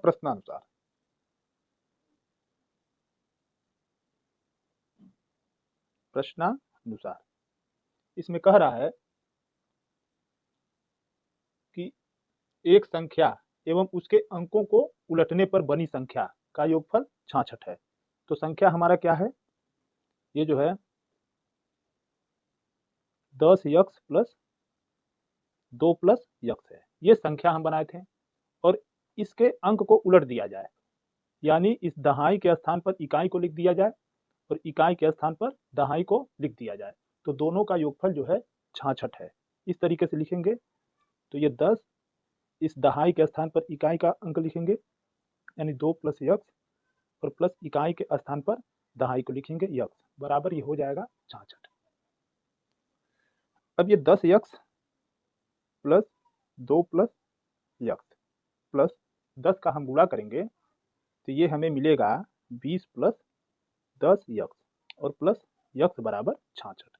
अब यहाँ पर देखिए ये 10x और ये प्लस x 11x हो गया, 11 10 21x और 1 22x, इसको जोड़ेंगे तो ये 22x हो गया और ये 2 और 20 22, तो ये हो जाएगा प्लस 22, ये 66 है, तो बराबर 66। अब यहाँ पर ये 22x बराबर ये 66 माइनस ये 22 हो जाएगा, 22 को ये पाछांतर करेंगे तो 66 माइनस 22 होगा। अब ये 22 यक्स बराबर 66 में से 22 को घटाएंगे तो 44 प्राप्त हो जाएगा, और यक्स बराबर 44 बटे 22। 22 से काटेंगे 44 को 2 बार में, तो हमें यक्स का वैल्यू क्या प्राप्त होगा, यक्स बराबर 2। यक्स का मान हमें 2 प्राप्त हो गया। अब हमें संख्या ज्ञात करना है, तो ये संख्या क्या हो जाएगा, संख्या बराबर, संख्या हम यहाँ पर क्या माने हैं, 11 यक्स प्लस 2। तो यहाँ पर 11 गुणे यक्स की जगह पर हम ये 2 मान रखेंगे, तो 11 गुणे 2 प्लस 2 होगा, तो 11 दुना 22 और प्लस 2, दोनों को जोड़ेंगे तो ये 24 हमें आंसर प्राप्त हो जाएगा। अब हम इस प्रश्न पत्र के अगले प्रश्न संख्या 24 पर आते हैं। इसमें भी अथवा करके 2 प्रश्न दिया है, लेकिन आपको एक ही प्रश्न हल करना है। इसमें दिया है एक मंदिर की ऊंचाई 15 मीटर है, मंदिर के शीर्ष से सड़क के दूसरी ओर बने भवन के शीर्ष का उन्नयन कोण 30 अंश तथा भवन के पाद का अवनमन कोण 45 अंश है। तो सिद्ध कीजिए कि भवन की ऊंचाई 5 ब्रैकेट में 3 प्लस कड़ी में 3 मीटर है।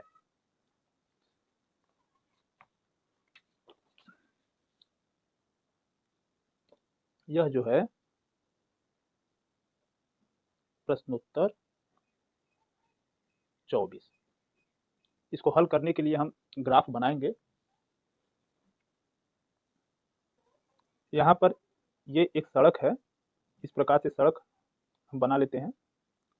ये सड़क है, सड़क के एक तरफ एक मंदिर है इस तरीके से, और सड़क के दूसरे तरफ एक भवन है, इस प्रकार से एक भवन है। तो इस मंदिर के शीर्ष से, इस मंदिर के शीर्ष से भवन के शिखर का उन्नयन कोण, इस प्रकार से शिखर का उन्नयन कोण 30 अंश है। तो हम यहाँ पर ये 36 बना लें, तो ये उन्नयन कोण 30 अंश है। और इसी मंदिर के शीर्ष से इस भवन के इस पाद का अवनमन कोण 45 अंश है। इसका मतलब आधार का अवनमन कोण ये जो है 45 अंश है। तो हमें ये सिद्ध करना है कि भवन की ऊंचाई जो है 5 ब्रैकेट में 3 प्लस कड़ी में 3 मीटर है। तो हम यहाँ पर लिख लेते हैं, हम मान लेते हैं ये भवन है ए बी, इसका ये मंदिर है ए बी हम नाम रखेंगे, और ये भवन सी और डी, और ये बिंदु हम ई लिखेंगे। अब यहाँ पर ये ए बी जो है ये मंदिर है और ये भवन सी डी है। तो इस सी डी की ऊंचाई, इस भवन की ऊंचाई हमें 5 ब्रैकेट में 3 प्लस कड़ी में 3 मीटर सिद्ध करना है। इस मंदिर की ऊंचाई कितना दिया है, 15 मीटर, और इसकी भवन की ऊंचाई जो है हम एच मीटर मान लेते हैं। तो जब ये 15 मीटर हो गया तो ये सी ई भी 15 मीटर होगा, और यहाँ पर डी ई कितना होगा, इस एच में से हम 15 को घटाएंगे तो एच माइनस 15 हो जाएगा, और इसे ए ई को हम मान लेते हैं ये यक्स, इसे हम मानेंगे यक्स। तो लिखेंगे माना भवन की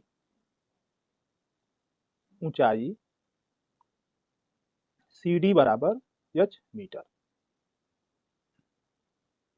फिर मंदिर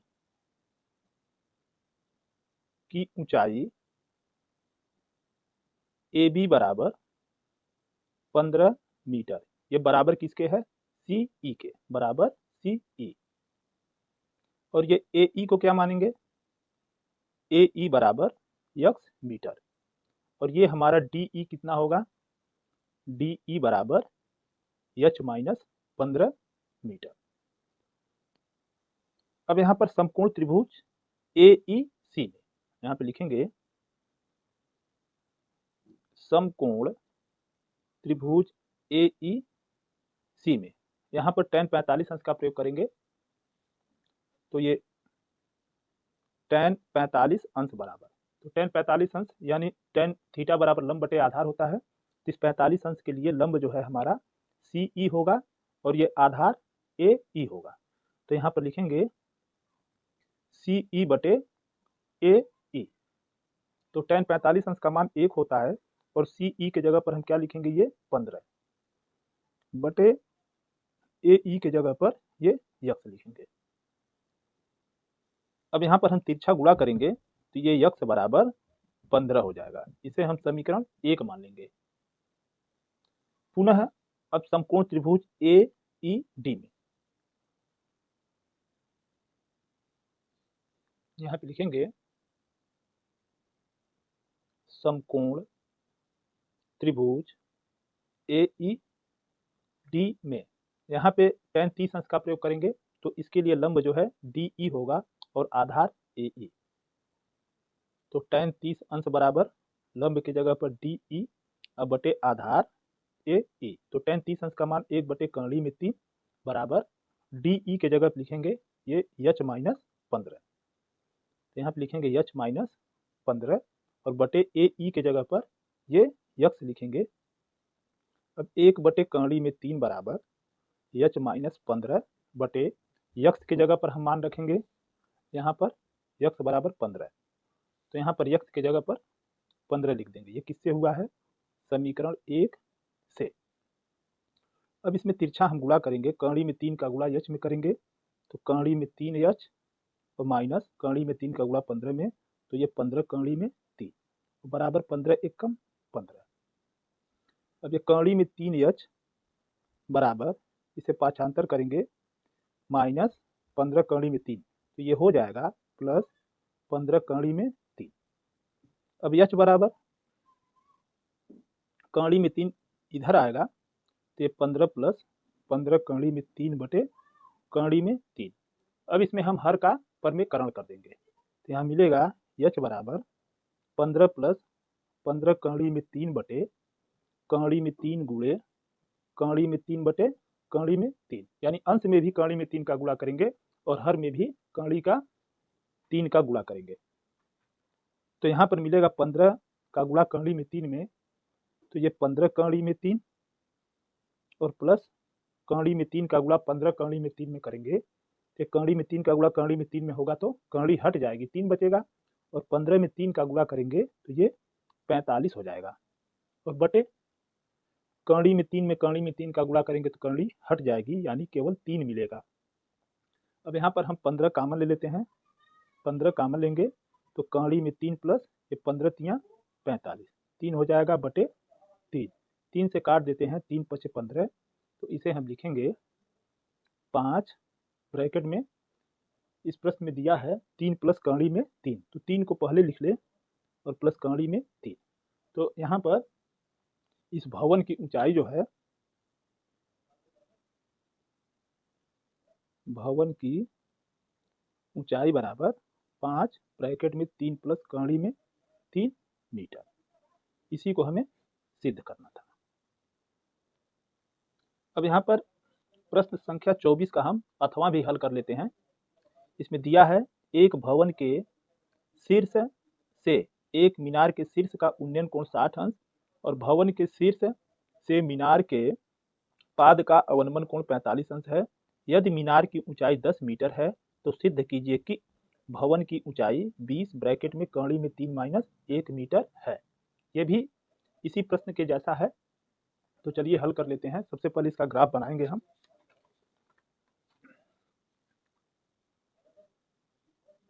ये जो है प्रश्नोत्तर 24 का अथवा।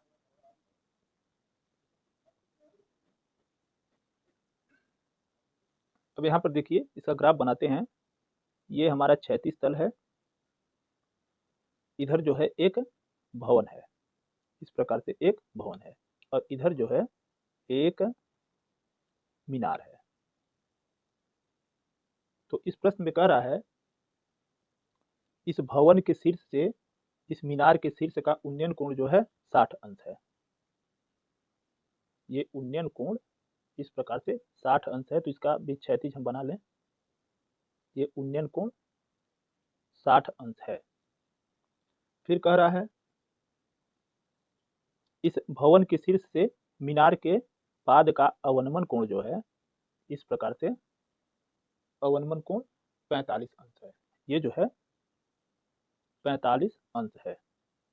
ये भवन का नाम लिखें ए बी, ये मीनार जो है सी डी, और इस बिंदु को हम ई से अंकित कर लेते हैं। अब इसमें कह रहा है यदि मीनार की ऊंचाई 40 मीटर है, ये जो मीनार है इसकी ऊंचाई जो है 40 मीटर है इस प्रकार से, तो हमें इस भवन की ऊंचाई को सिद्ध करना है कि 20 कड़ी में 20 ब्रैकेट में कड़ी में 3 माइनस 1 मीटर होगा। तो इस भवन की ऊंचाई हमें निकालनी है। तो हम यहाँ पर इस भवन की ऊंचाई जो है h मीटर मान लेते हैं, और इसको हम जो है यक्ष मानते हैं। तो ये भी हमारा यक्ष होगा, और ये डी जो होगा ये 40 माइनस यक्ष होगा। तो यहाँ पर लिखेंगे माना भवन की ऊंचाई ए बी बराबर h मीटर,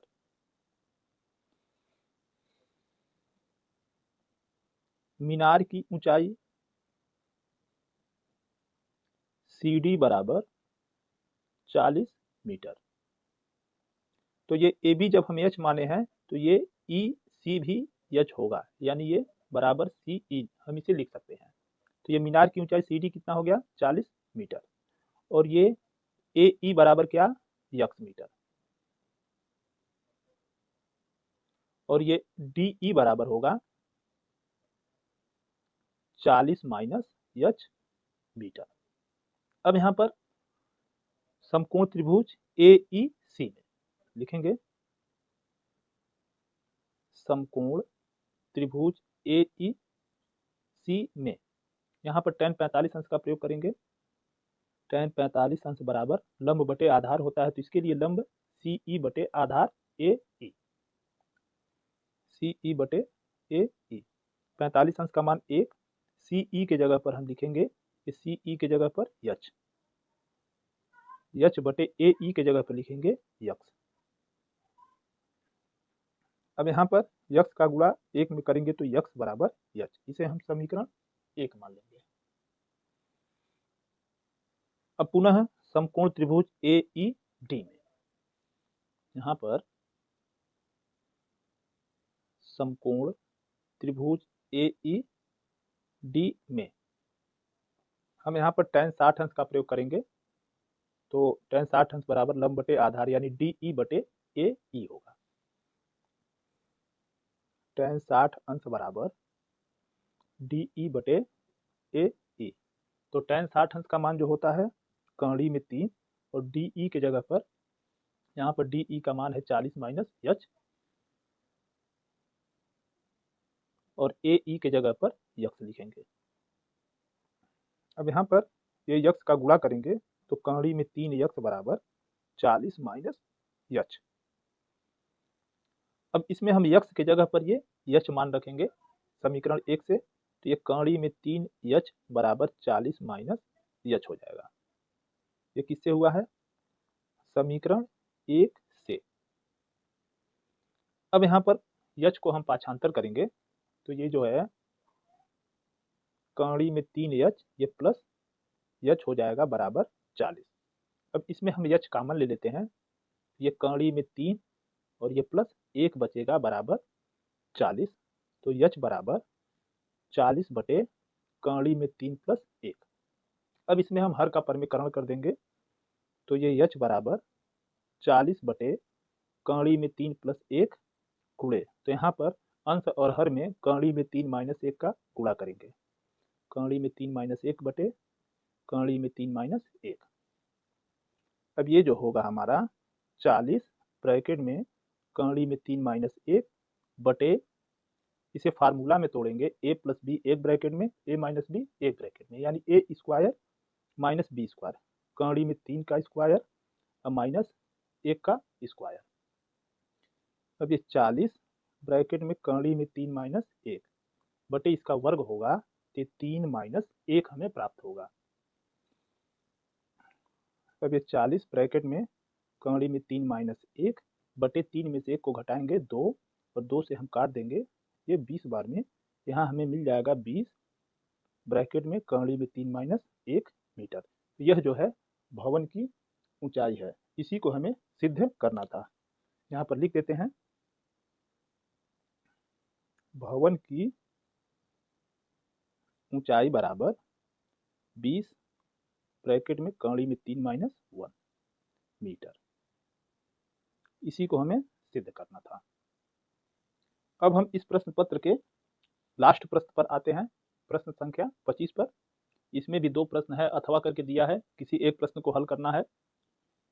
इसमें दिया है एक ठोस एक शंकु के आकार का है जो एक समान आधार त्रिज्या के अर्धगोले पर अध्यारोपित है। यदि अर्धगोले का वक्र पृष्ठ तथा शंकु का वक्र पृष्ठ समान हो तो शंकु की त्रिज्या और ऊंचाई का अनुपात ज्ञात कीजिए।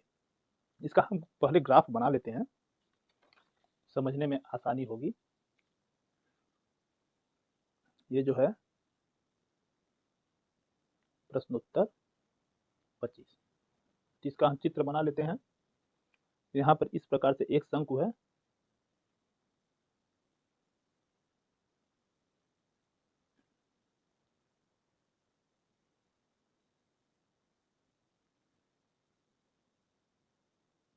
और इसी शंकु की त्रिज्या यानी इसी के आधार के बराबर एक अर्धगोला है, इसी पर हमारा शंकु अध्यारोपित है, इसी पर रखा हुआ है।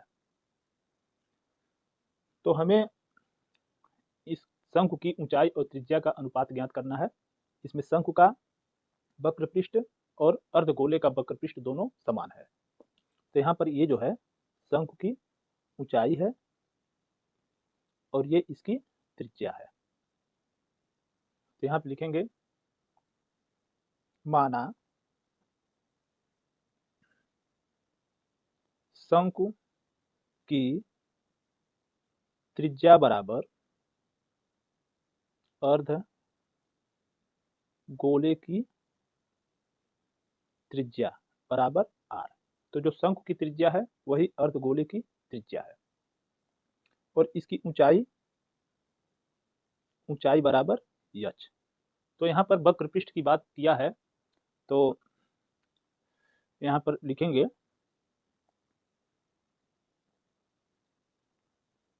शंकु की तिर्यक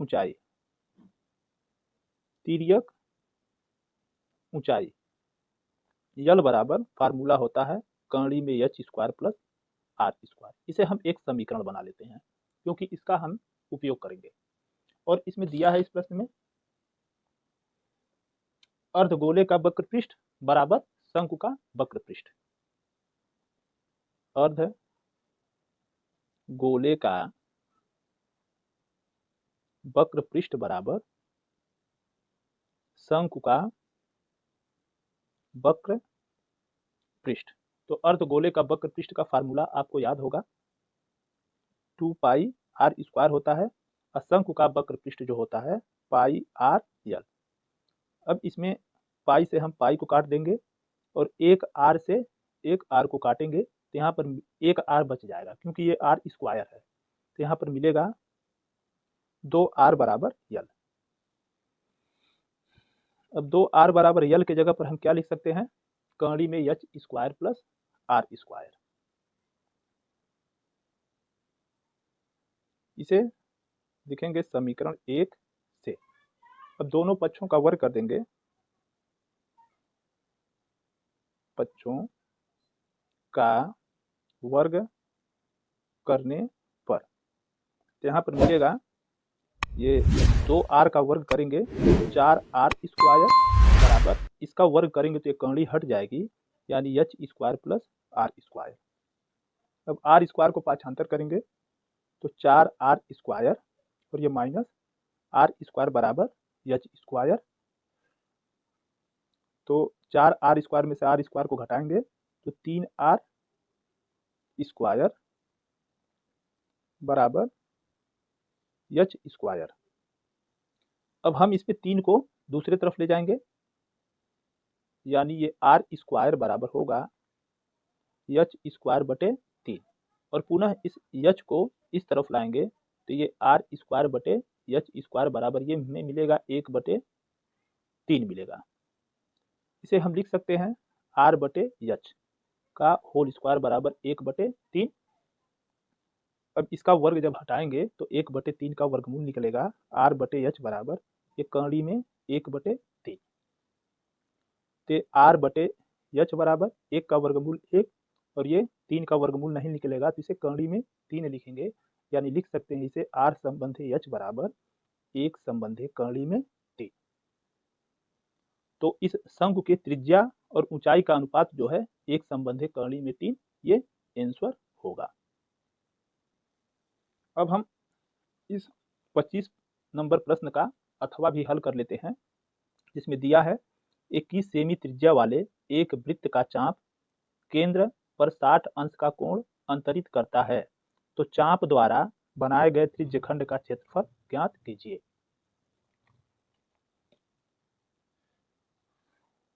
ये जो है प्रश्नोत्तर 25 का अथवा। यहाँ पर इस तरीके से एक वृत्त है, ये इसका केंद्र O है, ये इस वृत्त की त्रिज्या है, इसे A हम लिखते हैं जो 21 सेमी है। तो इसके चाप द्वारा ये जो चाप है, ये चाप हम मानते हैं AB है, तो इस चाप के द्वारा ये जो केंद्र पर ये कोण बन रहा है ये 60 अंश बन रहा है। तो इस चाप द्वारा जो ये त्रिज्यखंड बन रहा है इसी का हमें क्षेत्रफल ज्ञात करना है। तो यहाँ पर लिखेंगे वृत्त की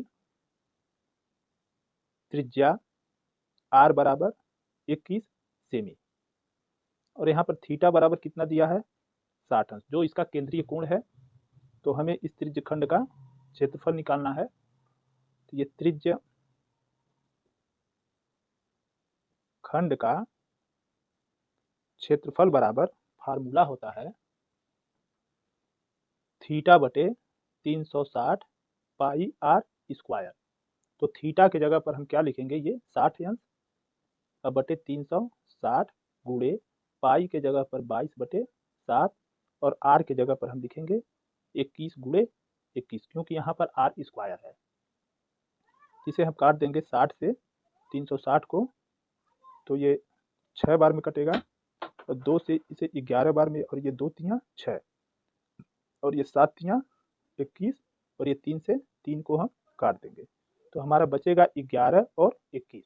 तो 11 का गुणा 21 में करेंगे तो 11 एकम 11, 11 दूना 22 1 23।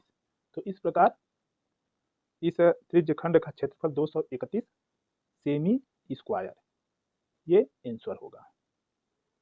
इस प्रकार इस प्रश्न पत्र के सारे प्रश्न समाप्त हुए।